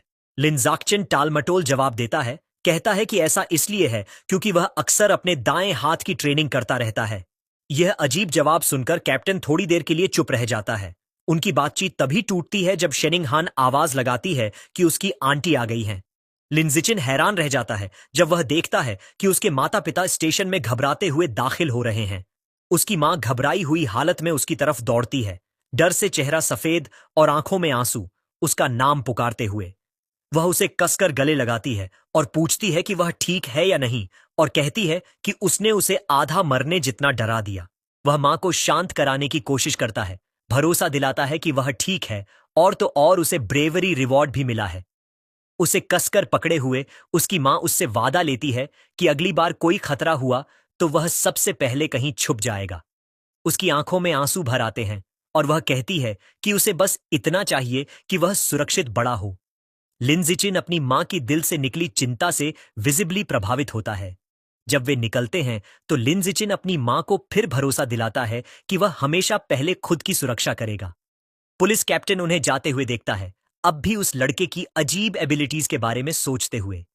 रास्ते में बाहर निकलते समय लिन जिचिन 2 महिला पुलिस ऑफिसर्स के पास से गुजरता है जो केस के बारे में चर्चा कर रही थी।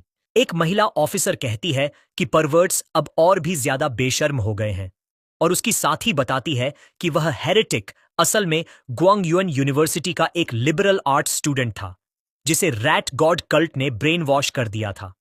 पहली ऑफिसर उस कल्ट को कोसती है, लेकिन दूसरी इंगित करती है कि उन्हें जड़ से समस्या खत्म करनी पड़ेगी, और वो है सेल्फ प्रोक्लेम्ड रैट किंग। यह नाम तुरंत ही लिनजिकिन का ध्यान खींच लेता है। घर लौटते वक्त गाड़ी में वह तुरंत अपने फोन पर रैट गॉड कल्ट के बारे में रिसर्च शुरू करता है। ढेर सारी जानकारी देखकर वह हैरान रह जाता है। उसे पता चलता है कि कल्ट का मुख्य बेस शंघाई सिटी में है और उसके ज्यादातर सदस्य समाज के बाहर कर दिए गए लोग हैं। रिसर्च करते करते उसे एक बेहद चौंकाने वाली जानकारी मिली। रैट किंग खुद को एक ऊंचे स्तर के जीव में इवॉल्व करना चाहता है और अपने फॉलोअर्स को जबरदस्ती इवोल्यूशन मटेरियल्स इकट्ठा करने पर मजबूर कर रहा है। इससे उसके मन में एक डरावना सवाल उठा, क्या रैट किंग, जो एक अजीब और खतरनाक जानवर है, पहले से ही सोचने समझने की क्षमता हासिल कर चुका है? उसी पल उसकी सोच टूटी जब उसने खिड़की से बाहर देखा। फुटपाथ पर उसे एक इतना बड़ा चूहा दिखा जो बिल्ली के बराबर था। एक पल के लिए उसने सोचा, क्या यह रैट किंग से जुड़ा हो सकता है? लेकिन फिर खुद को समझाया कि दक्षिण में इतने बड़े चूहे होना कोई नई बात नहीं। उसने इस ख्याल को झटका और महसूस किया कि शेनिंगहान पूरी तरह चुप है। उसने उसकी तरफ देखा तो पाया कि वह असहज होकर हिल रही है, अपने घुटनों को कसकर जोड़े हुए है। वह तुरंत समझ गया। बचपन से ही शीनिंगहान जब भी घबराती है या डरती है, वह अपना ब्लैडर कंट्रोल नहीं कर पाती।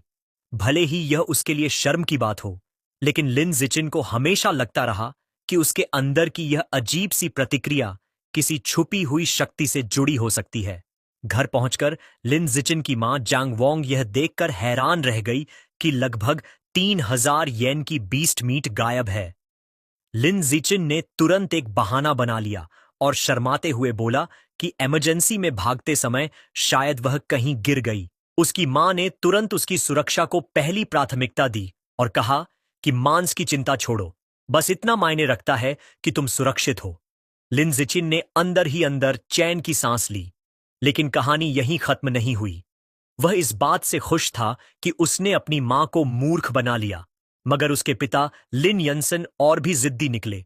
उन्होंने कहा कि वह उस महंगे मांस को ढूंढने वापस जाएंगे और शेखी बघारते हुए बोले कि भले ही वह एक फेडेड वेज स्लेव हैं, मगर हिम्मत और जज्बे में किसी से कम नहीं। लिन जिचिन ने उन्हें रोकने की कोशिश की और कहा कि लौटना बहुत खतरनाक है और वैसे भी मांस तो अब खराब हो चुका है। लेकिन उसके पिता शक में पड़ गए और पूछा, तुम्हें कैसे पता चला कि मांस खराब हो गया है? घबराकर पसीना पोंछते हुए लिन जिचिन ने जल्दी से जवाब दिया, बस अंदाजा लगाया था। इसी दौरान अब खाली हो चुके पब्लिक सिक्योरिटी ऑफिस में पुलिस कैप्टन अभी भी उस रात की अजीबोगरीब घटनाओं के बारे में सोच रहा था। सिगरेट के कश खींचते हुए वह यही सवाल बार बार दोहराता रहा कि एक साधारण मिडिल स्कूलर इतनी अविश्वसनीय पावर और प्रिसिजन के साथ पत्थर कैसे फेंक सकता है। अचानक उसे कमरे के कोने से अजीब सी आवाज सुनाई दी। उसकी आंखें चौड़ी रह गईं जब उसने देखा फाइलिंग कैबिनेट्स के ऊपर एक विशाल रैट बैठा हुआ है, जो किसी भी साधारण चूहे से कहीं बड़ा था। उससे पहले कि वह कुछ कर पाता, वो जायंट रैट छलांग लगाकर नीचे कूद गया। कप्तान ने तुरंत अपनी पिस्टल निकाली और सीधे फायरिंग शुरू कर दी। जो हुआ वो बेहद तेज, हिंसक और खून से लथपथ मंजर था और एक खूनी धुंध में जाकर खत्म हो गई। अगले दिन क्लास में लिनिच अपनी डेस्क पर बैठे हुए भारी सांस भरता है। पिछली रात को याद करते हुए उसे एहसास होता है कि वह अभी भी काफी कमजोर है, चाहे वो ताकतवर हेरेटिक हो या फिर वो फीमेल साइबॉर्ग। उसे जल्दी पैसे कमाने होंगे ताकि ज्यादा बीस्ट मीट खरीद कर अपनी गाइड बुक का प्रोग्रेस बार भर सके, जैसे कि गोस्ट शैडो स्क्विड। कुछ देर वह सोचता है कि शायद इन्फ्लुएंसर बनना या स्टडी मटेरियल्स बेचना काम आ जाए, लेकिन तुरंत ही इस आइडिया को खारिज कर देता है। उसे लगता है कि यह सब बहुत फ्लैशी है और उसके लो प्रोफाइल के लक्ष्य के खिलाफ है। अचानक उसके दिमाग में एक नई सोच आ जाती है। उसे याद आता है कि इस दुनिया में एकेडमिक्स से ज्यादा मार्शल आर्ट्स और जीन फ्यूजन की अहमियत है। वह तय करता है अब एक्शन लेने का समय आ गया है। बाद में वह जिम की ओर जाता है, जहां मार्शल आर्ट्स टीम बिल्डिंग सी में प्रैक्टिस कर रही होती है। वह कोच गुओ को देखता है, जो थर्मोस से पी रहे थे। लिनिच ने उन्हें ग्रीट किया। चौंके हुए कोच गुओ उससे पूछते हैं कि क्या वह टीम में शामिल होने आया है या बस टीम के बारे में और जानना चाहता है। सीधा जवाब देने के बजाय लिंडसी थोड़ा आगे झुककर धीरे से पूछता है, अगर मैं टीम में ज्वाइन करूं तो क्या मुझे सिटी टूर्नामेंट्स में कंपीट करने का चांस मिलेगा?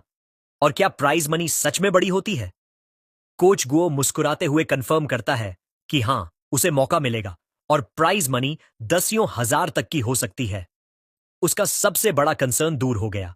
लिन जिचिन ने कोच से हाथ मिलाया और ऐलान किया, मैं आज से मार्शल आर्ट्स टीम ज्वाइन कर रहा हूं।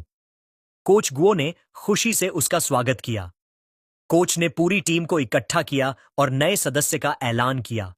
उन्होंने लिन शिन को इंट्रोड्यूस किया, सबको याद दिलाते हुए कि वही स्पोर्ट्स मीट का चैंपियन रह चुका है। टीम के बाकी मेंबर जांग काई, हुआंग त्यानिंग, ओरिंग, लियू तोंग और हान यीगुओ एक एक करके अपना परिचय देते हैं। आखिर में लिन जिचिन खुद अपना परिचय देता है। चूंकि लिन जिचिन ने पहले कभी मार्शल आर्ट्स की कोई फॉर्मल ट्रेनिंग नहीं ली थी, कोच गुओ ने उसे बेसिक फिस्ट और लेग टेक्निक्स सिखाना शुरू किया। कोच ने समझाया कि देखने में ये मूव्स आसान लगते हैं, लेकिन असल में इन्हें मास्टर करना मुश्किल है।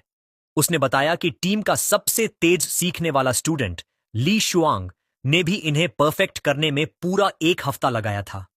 फिर कोच ने लिनजिचिन को हौसला दिया कि अब वह खुद ट्राई करे। लिनिचेन ने तुरंत एक रेडी स्टांस में खड़े होकर तैयारी की। उसकी विजडम एट्रीब्यूट में छुपी सेलेस्टियल रूट की वजह से, जिसमें उसे ऊपर से मिली मार्शल आर्ट्स की गहरी समझ भी है, उसने सिर्फ देखकर कोच की पूरी डिमॉन्स्ट्रेशन को याद कर लिया और अच्छे से समझ भी गया। जैसे ही वह फिस्ट टेक्निक्स की प्रैक्टिस करता है, सिस्टम से नोटिफिकेशन आता है, उसकी वाइटैलिटी, स्ट्रेंथ, डेक्सटेरिटी और प्रोफिशिएंसी में पॉइंट्स मिलते हैं। वह हाथ और मुक्के के सभी मूवमेंट्स ऐसे करता है जैसे बिल्कुल परफेक्ट, न कोई गलती, न कोई देरी। फिर वह बिना किसी रुकावट के लेग टेक्निक्स पर जाता है और पावरफुल, बिल्कुल स्मूथ किक्स दिखाता है। एक और सिस्टम नोटिफिकेशन आता है। इस बार उसके लेग मसल्स, डेक्सटेरिटी और प्रोफिशिएंसी के पॉइंट्स बढ़ते हैं। कोच और पूरी टीम हैरान रह जाती है। सब बिल्कुल चुपचाप उसकी प्रैक्टिस को घूर रहे हैं। कोच की आंखें फटी की फटी रह जाती हैं और वह थर्मोस गिराते गिराते बचता है, मानो उसे अपनी आंखों पर यकीन नहीं। उसके दिमाग में एक ही बात घूम रही है, कोई इतनी कॉम्प्लेक्स फॉर्म्स सिर्फ एक बार देखकर इतनी परफेक्ट कैसे कर सकता है। यह परफॉर्मेंस देखकर कोच के मन में सिर्फ एक ही ख्याल आता है, ये लड़का तो बोर्न मार्शल आर्ट्स प्रोडिजी है, करोड़ों में एक। शाम के समय शंघाई में लिन जीचिन की मां जांग वोंगशिन उसे खाने के लिए आवाज लगाती है। वह एक्साइटेड होकर चम्मच हाथ में लेकर भागता है और पूछता है, आज मम्मी क्या बनाया? मां गर्व से वो बड़ी थाली दिखाती है जिसमें गोस्ट शैडो स्क्विड है, वही जिसकी उसे चाह थी। खाना इतना खुशबूदार लगता है कि वह मां से बोल पड़ता है, मां, इसकी खुशबू तो कमाल की है। मां कहती हैं, गर्मा गर्म है, जल्दी खा लो। वह एक निवाला लेता है और प्यार से बोला, मां, आपका खाना दुनिया में सबसे बेस्ट है। मां खुश होकर बोलती हैं, अच्छे से खाओ, मैंने तुम्हारे लिए पूरे 3 जिन खरीदे हैं। जैसे ही वह खाना खाता है, सिस्टम में नोटिफिकेशन आता है।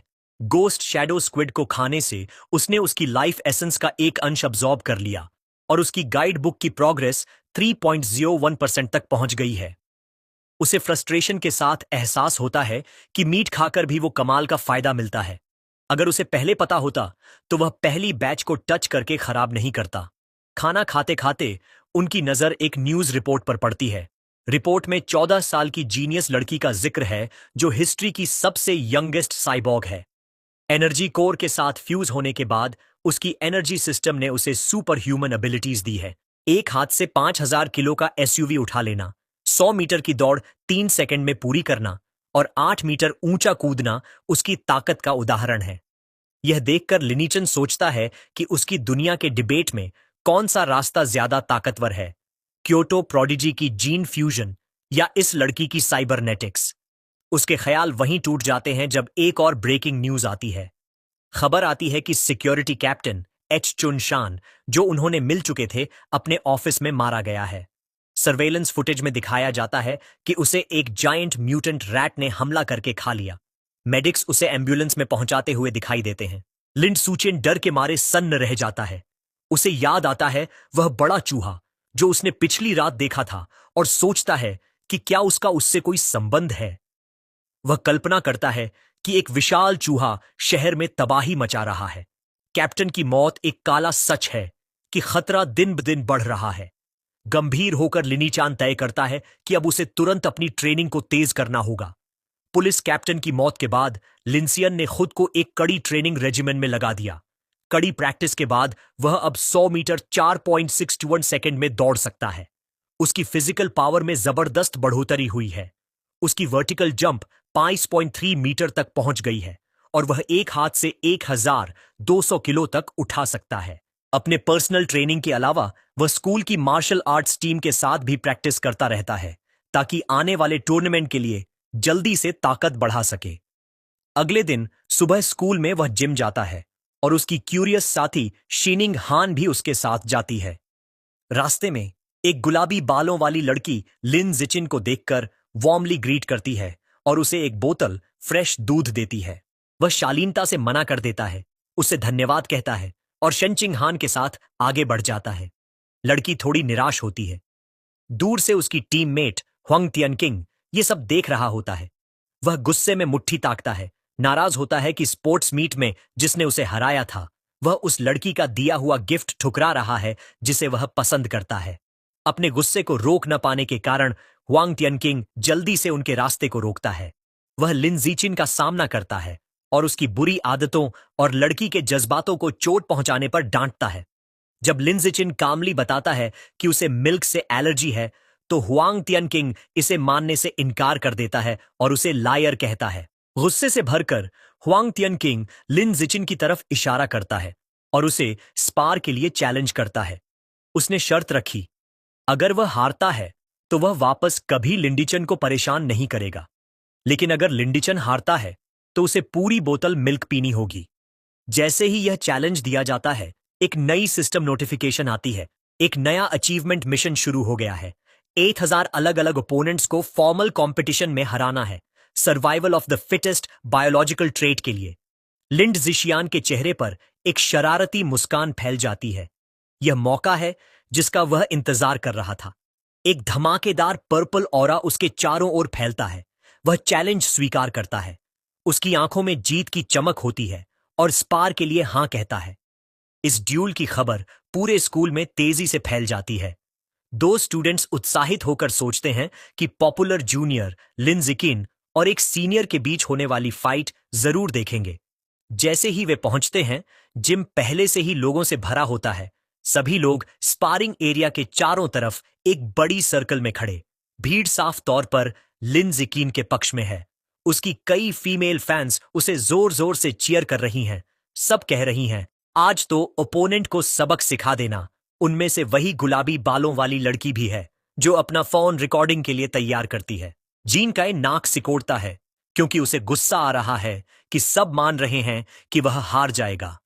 वो मन ही मन मानता है कि पिछले एक महीने में लिंड्स का टैलेंट वाकई हैरान कर देने वाला हो गया है। जीन काई इस लड़ाई को खुद को साबित करने और राइजिंग जीनियस को उसकी जगह दिखाने का आखिरी मौका मानता है। दूसरी तरफ उसके ओपोनेंट की सीरियसनेस के मुकाबले लिन जिचिन बिल्कुल शांत और आराम से दिखता है।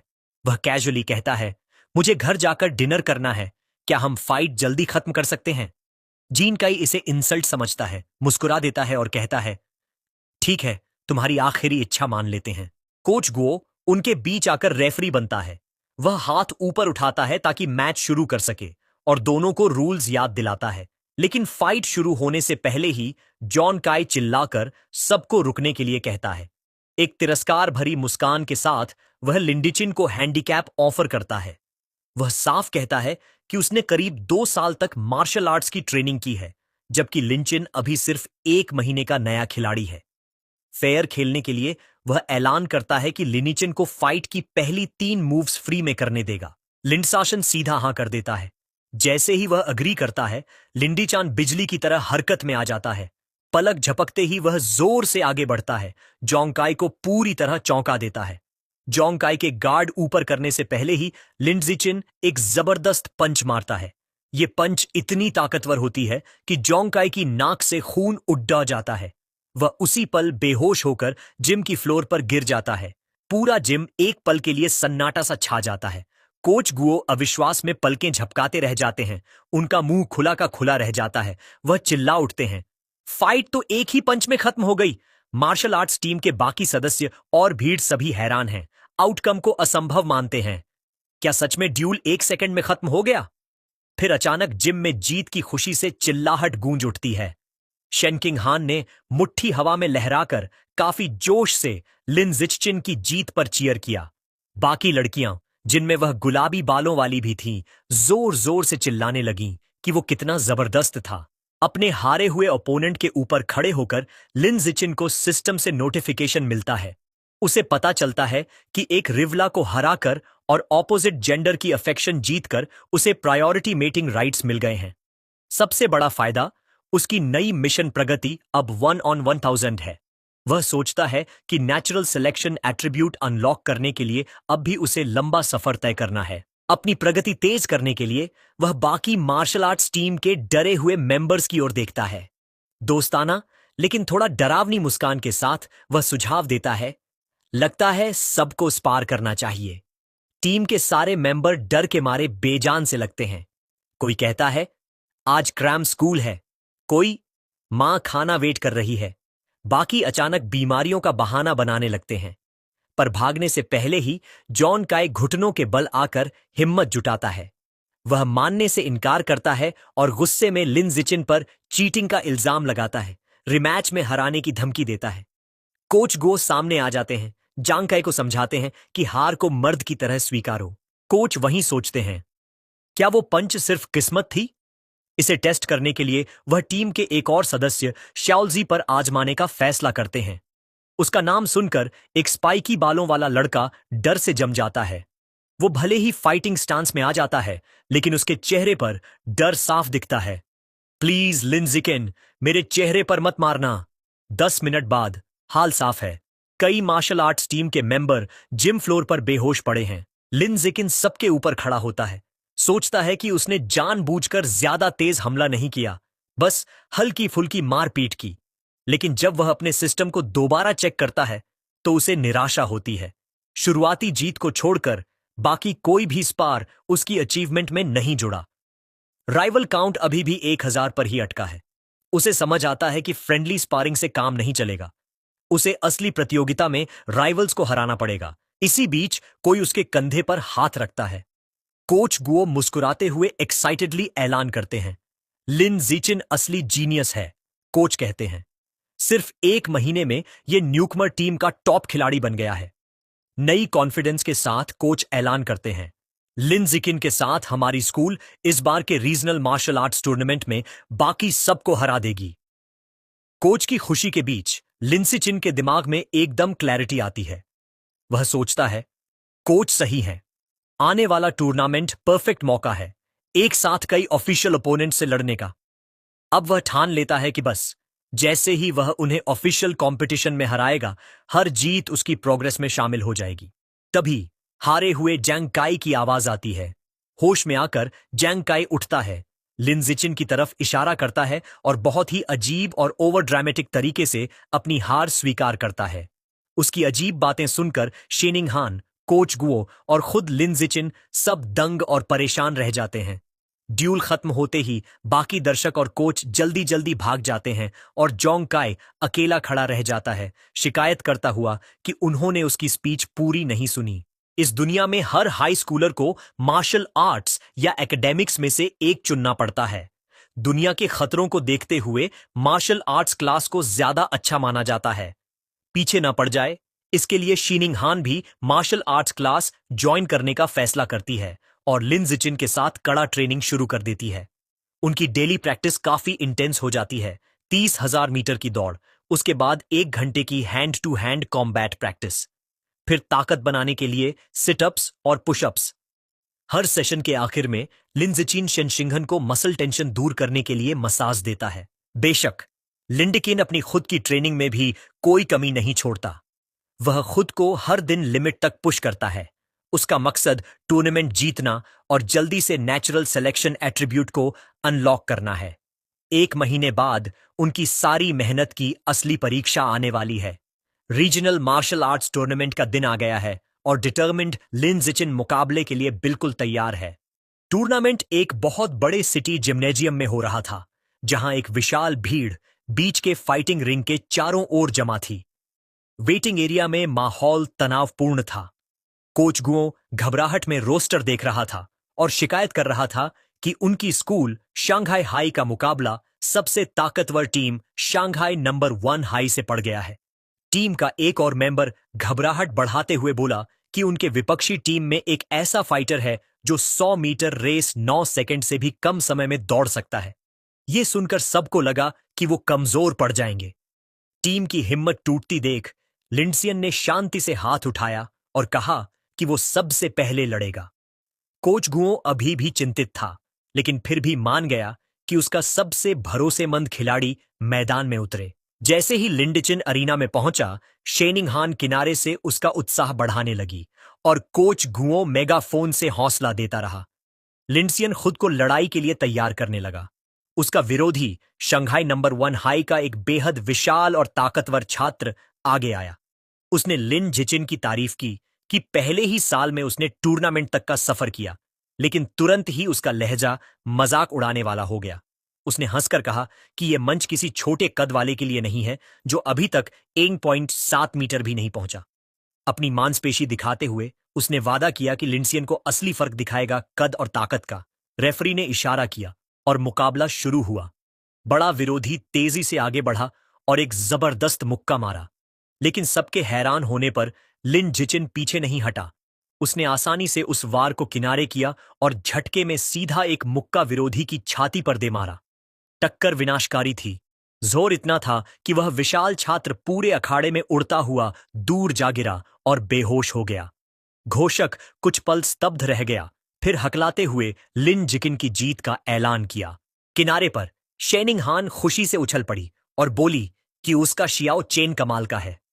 बाकी शंघाई हाई टीम भी जश्न मनाने लगी। कोच को घेरकर चिल्लाई कि लिन जिचिन सच में अद्भुत है और विरोधी की ताकत को मरी हुई मांसपेशियां कहकर मजाक बना दिया। इसी बीच दूसरी तरफ शांघाई नंबर 1 हाई का कोच गुस्से से भर उठा। उसने अपने हारे हुए छात्र को डांटते हुए कहा कि वह बिना सोचे समझे सीधा हमला कर बैठा और अपना फुटवर्क इस्तेमाल ही नहीं किया। रिंग में वापस लिन जिचिन को सिस्टम नोटिफिकेशन मिला जिसमें कंफर्म हुआ कि उसने एक और टूर्नामेंट राइवल को हरा दिया है। उसकी रैंकिंग बढ़ गई और उसका एलिमिनेशन काउंट टोनबाई 100 तक पहुंच गया। उसने मुट्ठी भींची, संतुष्ट होकर सोचा कि यही मैच उसे आगे बढ़ने के लिए चाहिए। विपक्षी कोच इसे रोकने के इरादे से अपने अगले फाइटर को बुलाता है, एक लड़का जिसका नाम चेन फोंग था, और उसे सख्त आदेश देता है कि वह पहले साल के छात्र को जितनी जल्दी हो सके कुचल दे। चेन फोंग शांति से मान जाता है। वह स्टेज पर चढ़ता है और रेडी स्टैंस लेता है, पिछले फाइटर से कहीं ज्यादा कंपोज्ड दिखाई देता हुआ। अनाउंसर इशारा करता है कि दूसरा ड्यूअल शुरू हो। चेन फोंग तुरंत अपनी बेहतरीन टेक्निक दिखाता है, अविश्वसनीय स्पीड से मूव करता हुआ और लगातार हमले करता हुआ। लिंडजी चेन शांति से इस असॉल्ट का सामना करता है और एक शक्तिशाली किक को सिर्फ एक हाथ से ब्लॉक कर देता है, लेकिन उसके ब्लॉक की ताकत इतनी ज्यादा होती है कि चेन फोंग हवा में बेकाबू घूमता हुआ सीधा अरीना फ्लोर पर गिर पड़ता है और बेहोश हो जाता है। मेडिक्स तुरंत स्ट्रेचर लेकर आते हैं और चेन फोंग को ले जाते हैं, कहते हुए कि उसे सिर का स्कैन चाहिए। भीड़ हैरान रह जाती है। लोग आपस में बड़बड़ाने लगते हैं, सोचते हुए कि अभी क्या हुआ, और अंदाजा लगाते हैं कि शायद शंघाई हाई का ये छात्र बेहद लकी है। कुछ गुस्साए दर्शक चिल्लाते हैं कि टूर्नामेंट रिग्ड है और रिफंड की मांग करते हैं, लेकिन शांघाई नंबर 1 हाई का कोच सच्चाई समझ चुका था। सिर पकड़कर निराशा में बैठा उसे धीरे धीरे एहसास होने लगा कि ये लक नहीं है। शांघाई हाई का ये फर्स्ट ईयर सच में कमाल का खिलाड़ी है। वापस वेटिंग एरिया में कोच ने नई स्ट्रेटेजी बनाई। उसने अपने अगले फाइटर को बुलाया, नुकीले बालों वाला लड़का जिसका नाम गा फे था, और उसे सख्त आदेश दिए कि वह पूरी तरह डिफेंस पर ध्यान दे और चेतावनी दी कि अब हारने की गुंजाइश नहीं है। लेकिन गा फे आत्मविश्वास से भरा हुआ था। उसने काल्मली अपने कोच से कहा कि चिंता मत करो, वह जरूर जीतेगा। जैसे ही वह रिंग की ओर बढ़ा, गा फे मन ही मन लीन की जीतों को नजरअंदाज कर रहा था। उसका मानना था कि उसका प्रतिद्वंद्वी असली ताकतवर नहीं है और अब तक सिर्फ चालों से जीता है। अपनी बेहतरीन स्पीड 100 मीटर डैश 9 सेकंड से कम में और ज्यादा एक्सपीरियंस के भरोसे उसे पूरा यकीन था कि वह हार ही नहीं सकता। भीड़ में घमाघमी हलचल थी। दर्शक गा फे की रेप्यूटेशन पर चर्चा कर रहे थे और उसकी स्पीड देखकर हैरान थे। भीड़ में कोई कहता है कि उसके पिता एक जीन फ्यूजन यूजर हैं और इसी वजह से उसकी एबिलिटीज इतनी एनहांस्ड हैं। सबको लगता है कि अब लिन जिचिन की ये शानदार रन यहीं खत्म होने वाली है, लेकिन साथ ही सब उसके पोटेंशियल को भी मानते हैं। अनाउंसर ड्यूअल शुरू करने का इशारा करता है। अपने कोच की बातों को अनसुना करते हुए गा तुरंत ऑफेंसिव हो जाता है। वो लिन जिचिन की तरफ जोरदार किक से अटैक करता है और फिर रैपिड स्ट्राइक्स बरसाने लगता है। यहीं वो अपनी स्पेशल टेक्निक निकालता है, flowing water shattering rock fist. Coach गुस्से से अपनी सीट से चिल्लाता है, अपने स्टूडेंट को डांटते हुए कि उसने ऑर्डर्स फॉलो क्यों नहीं किया। लेकिन गा डिफेंस को बेकार समझता है। उसे यकीन है कि उसके जैसा जीनियस को इसकी जरूरत ही नहीं। उधर लिन जिचिन आसानी से उसके सारे ब्लोज इवेड मींस डिफेंड करता जाता है। उसे ये टेक्निक इंटरेस्टिंग लगती है और वहीं खड़े खड़े डिसाइड कर लेता है कि इसे सीख लेगा। गा फ्रस्ट्रेट हो जाता है क्योंकि उसकी एक भी हिट कनेक्ट नहीं हो रही। थक कर वो रुक जाता है और गुस्से में पूछता है कि आखिर लिन जीन उसके अटैक से बच कैसे रहा है। लिन जीन बिना घबराए कामली जवाब देता है, और कोई मूव्स हैं तुम्हारे पास? सीधा उसे टॉन्ट कर देता है। यह सुनकर गफे और भड़क जाता है और डेस्परेट होकर पंचेस की नई बराज छोड़ देता है। लेकिन मूव्स वही पुरानी और प्रिडिक्टेबल होती हैं। लिंजिचिन सोचता है, ठीक है, अब ऑब्जर्वेशन काफी हुआ, चलो खत्म करते हैं।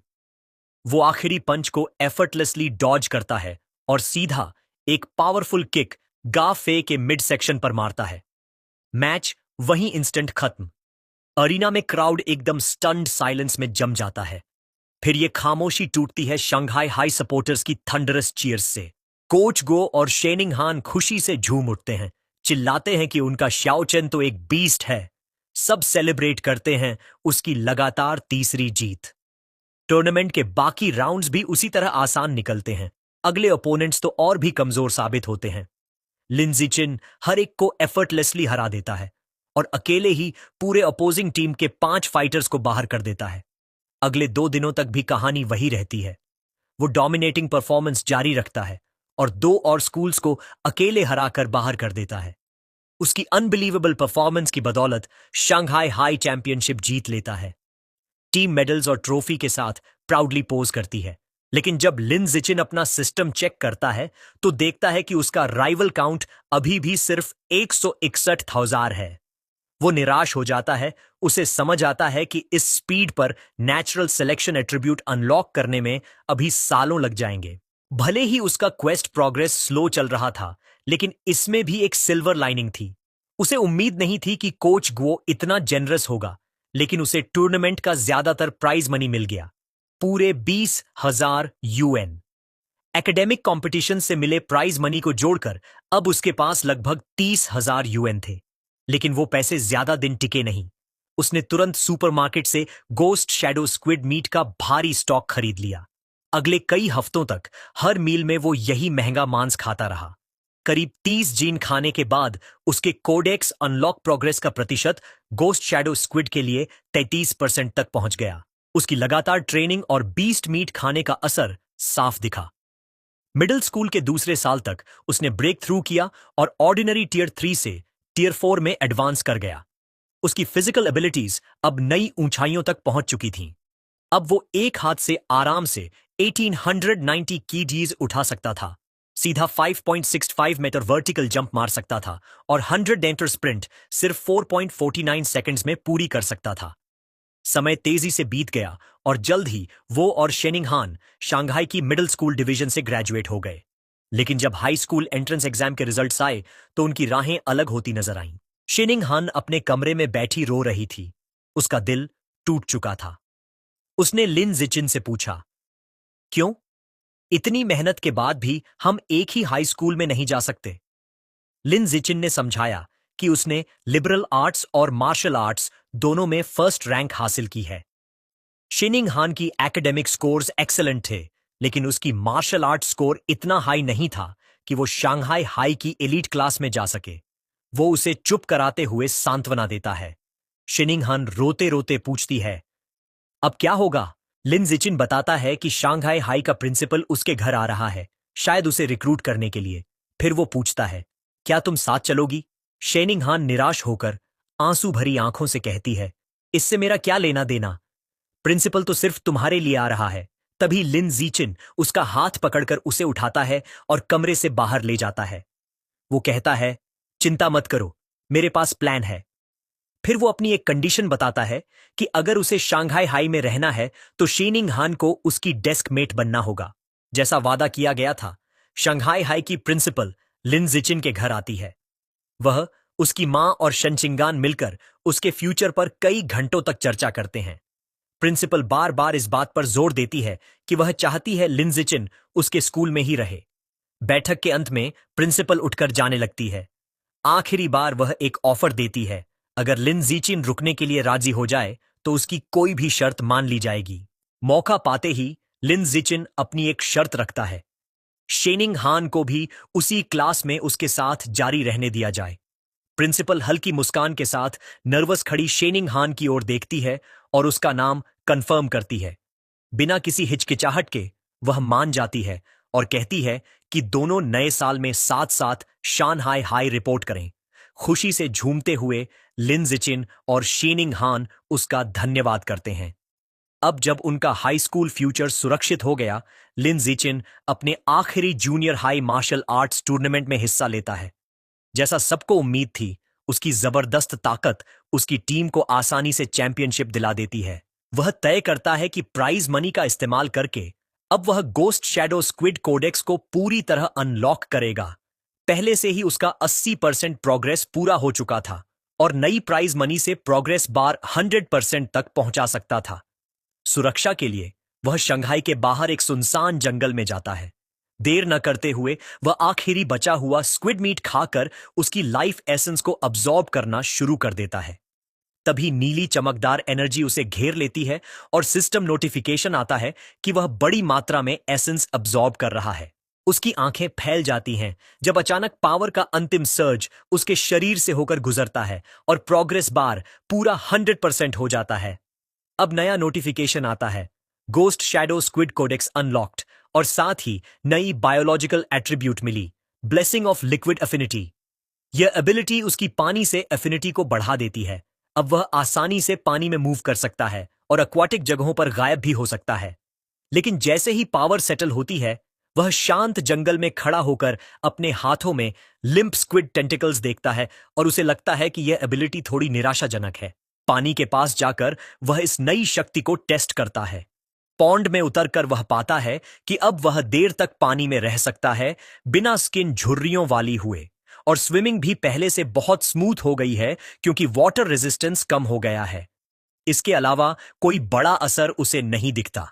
वह पानी में बैठकर सोचता है कि चूंकि गोस्ट शैडो स्क्विड एक लो टियर बीस्ट है, तो यह फेयर है कि उसकी एबिलिटी बहुत पावरफुल ना हो।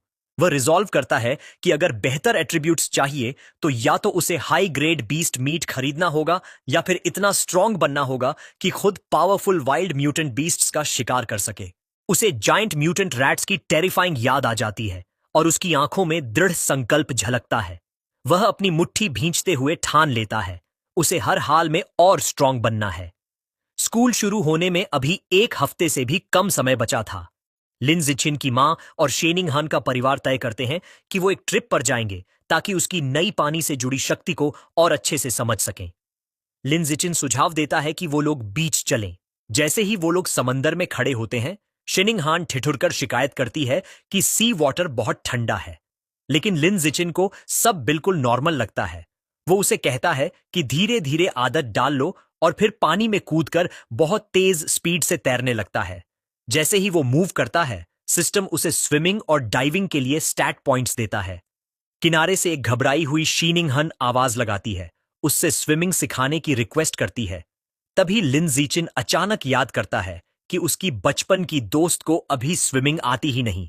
वो पेशेंस से उसे बेसिक सिखाना शुरू करता है। लिन जिचिन सोचता है कि उसकी नॉर्मल एथलेटिक स्किल के हिसाब से उसे बहुत दिक्कत होगी, लेकिन शीनिंग हान उसकी उम्मीदों के बिल्कुल उलट साबित होती है। वो एक्साइटेड होकर कहती है कि स्विमिंग तो बहुत इजी है और उसने तुरंत सीख लिया। वो एफर्टलेसली डाइव करती है और पानी से ऊपर आकर हैरानी भरी नजरों से उसे देखती है। लिन जिचिन भी शौक में देखता है क्योंकि उसके चारों ओर से अजीब सा नीला ऑरा पानी की तरह फैलने लगता है। ऊपर आकर शेनिंग हान एक्साइटेड होकर बताती है कि ये एक्सपीरियंस कितना अमेजिंग लग रहा है। वो कहती है कि आमतौर पर पानी के अंदर आंखें खोलने से जलन होती है, लेकिन उसे बिल्कुल डिस्कंफर्ट नहीं हो रहा, बल्कि कूल और प्लेजेंट लग रहा है। उसकी बातें सुनकर लिन जिचिन गहरी सोच में पड़ जाता है। उसे अजीब लगता है कि चाहे नेचुरल टैलेंट हो, लेकिन इतनी जल्दी कोई इंसान ये सब स्किल कैसे मास्टर कर सकता है। ये सब नॉर्मल नहीं है। अचानक उसके दिमाग में एक बात आती है। उसे याद आता है शीनिंग हान की बचपन से चली आ रही प्रॉब्लम, बेडवेटिंग की। लिन जिचिन सोचता है कहीं ये कमजोरी असल में उसके जन्मजात पानी से जुड़े खास शरीर, स्पेशल कल्टीवेशन बॉडी का संकेत तो नहीं।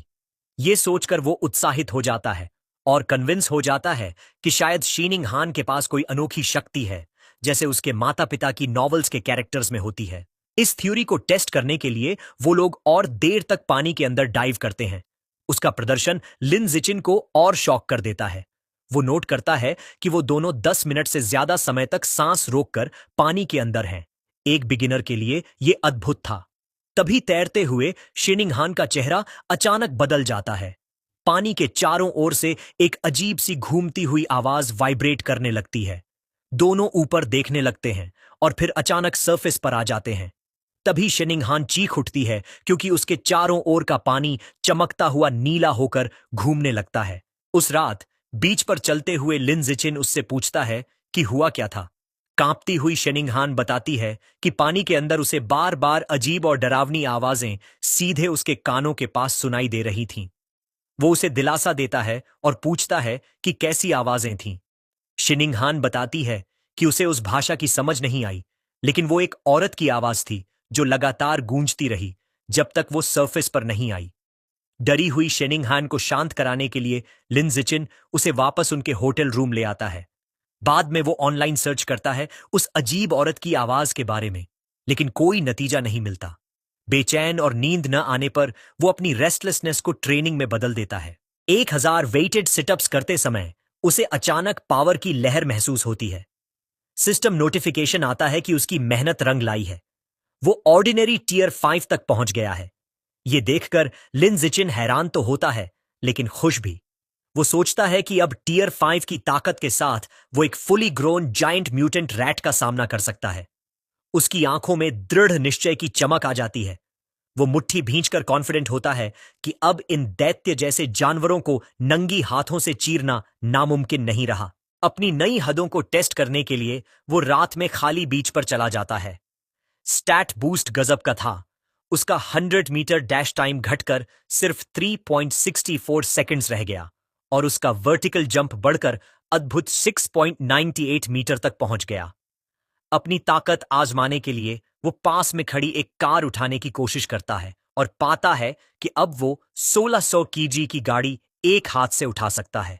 इस नई प्रोग्रेस के साथ उसकी जिंदगी और आगे बढ़ती है। वेकेशन खत्म होती है और वो और शेनिंगहान शंघाई हाई में अपना हाई स्कूल शुरू करते हैं। पहले दिन दोनों क्लास ड्यूटी के लिए जल्दी पहुंचते हैं। दो नई फीमेल क्लासमेट्स तुरंत उसे पहचान लेती हैं और उत्साहित होकर फुसफुसाती हैं कि वो कितना हैंडसम है और कितना लकी है कि ड्यूटी पर उसके साथ हैं। लिन जिचिन हैरान होता है कि उसकी क्लासमेट्स उसे जानती हैं, लेकिन उससे भी ज्यादा अनएक्सपेक्टेड होता है कि सिर्फ क्लास ड्यूटी करते ही सिस्टम में नया क्वेस्ट ट्रिगर हो जाता है। अचीवमेंट ये थी कि अगर वो 1000 कोऑपरेटिव टास्क्स पूरी करे तो उसे नया बायोलॉजिकल एट्रीब्यूट मिलेगा, सोशल एनिमल। शेनिंगहान के साथ क्लासरूम साफ करते हुए वो सोचता है कि ये नया एट्रीब्यूट आखिर करेगा क्या। स्कूल ईयर अभी बस शुरू ही हुआ था, इसलिए मौका पाकर वो क्लास के बाद मैमथ सुपरमार्केट चला जाता है। अब जब वो ghost shadow squid codex unlock कर चुका है, उसे पता है कि अगली बार अपनी एबिलिटी के लिए नया टारगेट चुनना होगा। एक्सपेंसिव बीस्ट मीट सेक्शन में घूमते हुए उसकी नजर अचानक एक नए आइटम पर टिक जाती है।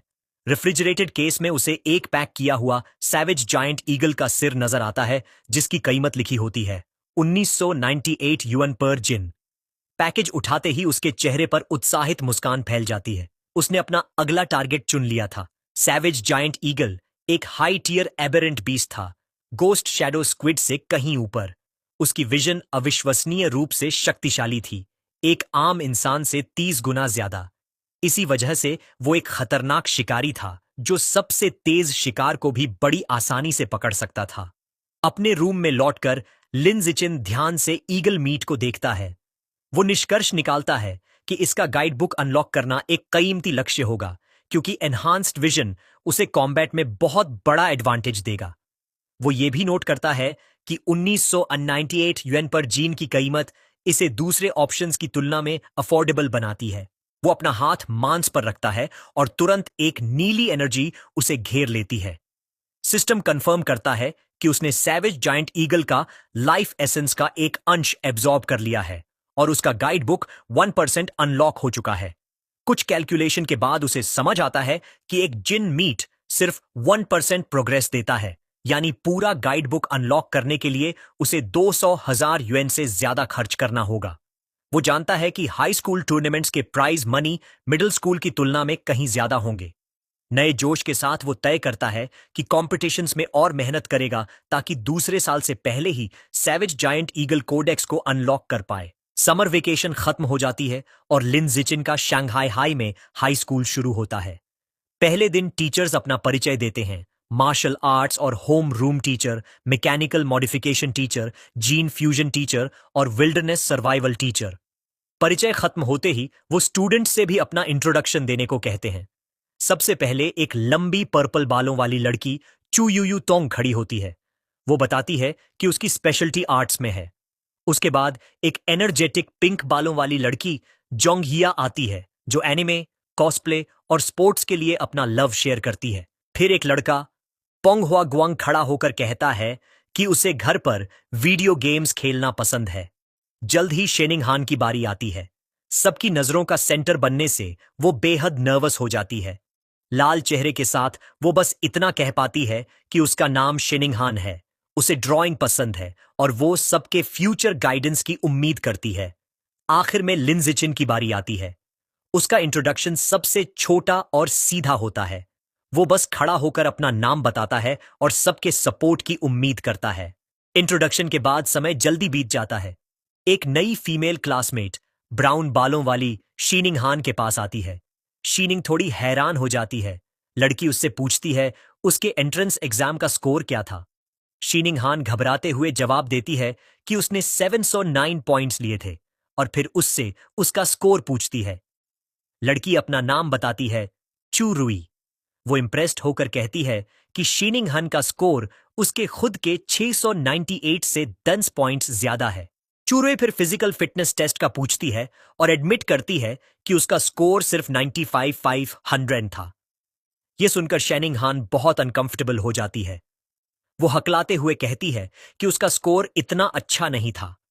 अंदर ही अंदर वो पैनिक करने लगती है क्योंकि उसका स्कोर सिर्फ 79 था और इसी वजह से वो एलीट क्लास में आने से ऑलमोस्ट चूक गई थी।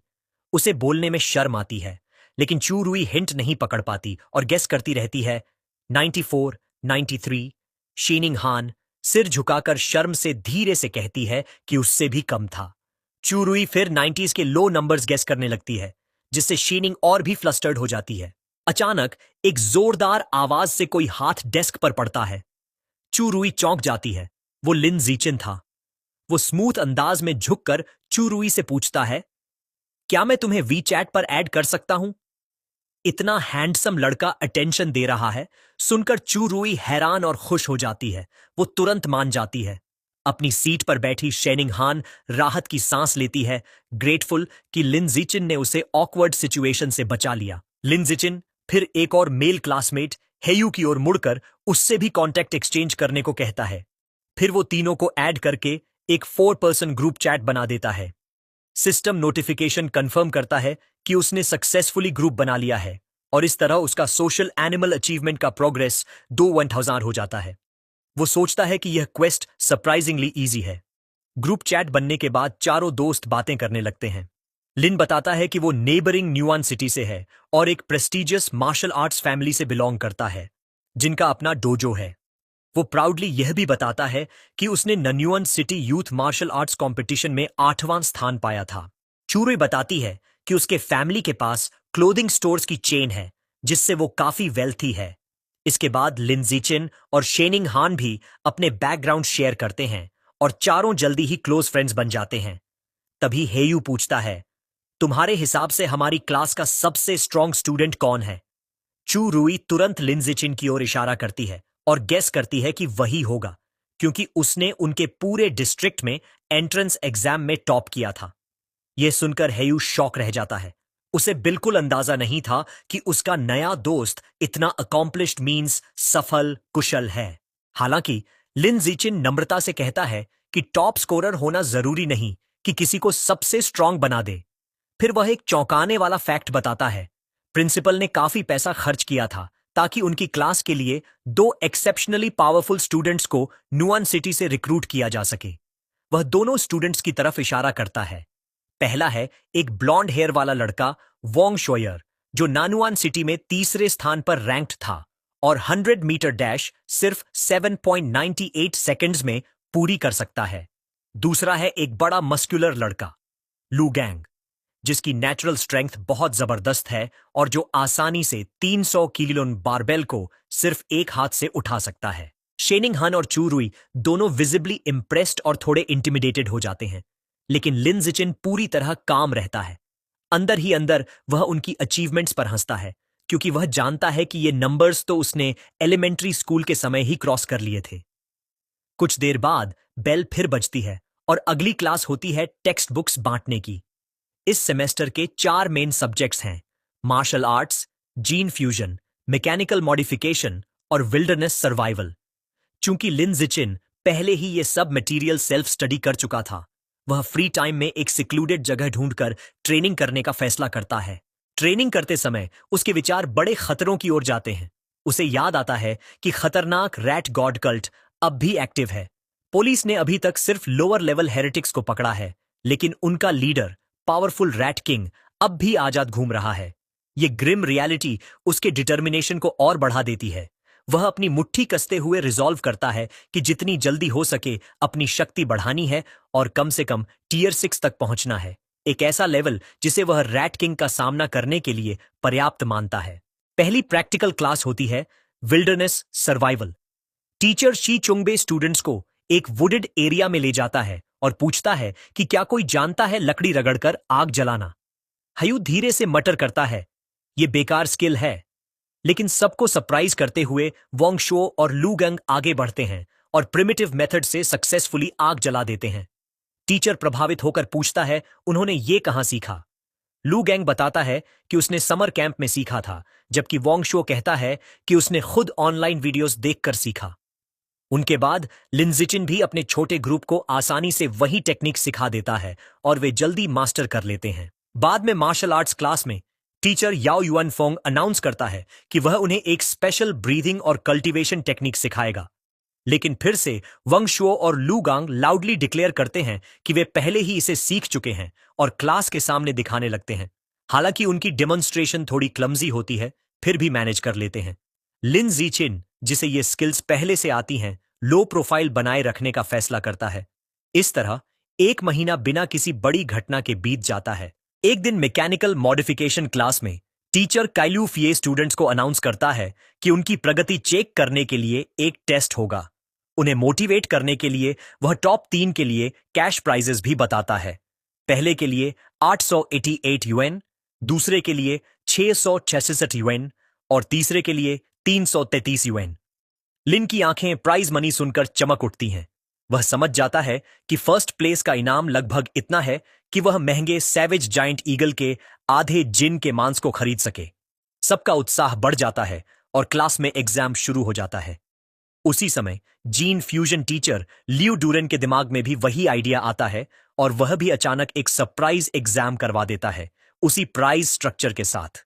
दोनों कठिन परीक्षाओं के बाद स्टूडेंट्स पूरी तरह थक जाते हैं। हाईयू अपनी मेज पर गिर पड़ता है और कराहता है। दूसरे स्टूडेंट्स शिकायत करते हैं कि क्वेश्चंस कितने मुश्किल थे। एक लड़की कहती है कि वह 90 की उम्मीद कर रही थी, पर अब तो 60 पास भी मिल जाए तो लकी मानेगी। जब बाकी सब शिकायत कर रहे होते हैं, वोंग शुयर और लैंग आराम से घमंड करने लगते हैं। लू गोंग पूछता है वोंग शुयर से कि उसने कैसा किया। वोंग शुयर कॉन्फिडेंट होकर रिप्लाई करता है कि उसे पंची 5 मिलना चाहिए, क्योंकि फाइनल क्वेश्चन के आखिरी हिस्से में ही उसे दिक्कत हुई थी। लैंग नॉनशलेंटली सहमति देता है और कहता है कि वह भी इसी हालत में है और वह भी 95 की उम्मीद करता है। उनके इस घमंडी बातचीत को सुनकर एचआईयू उनकी ओर घूरता है। क्लेंच्ड मुट्ठियां बनाकर गुस्से में सोचता है कि वह उन्हें कितनी बुरी तरह पंच करना चाहता है। तो दोस्तों, आज के लिए बस इतना ही। जैसे ही 2 नए चैप्टर आ जाएंगे, मैं एक्सप्लेन किया दूंगा। अगले पार्ट के लिए लाइक, शेयर और सब्सक्राइब करना मत भूलना। साथ ही साथ वीडियो को हाइप भी कर देना। मिलते हैं अगली वीडियो में।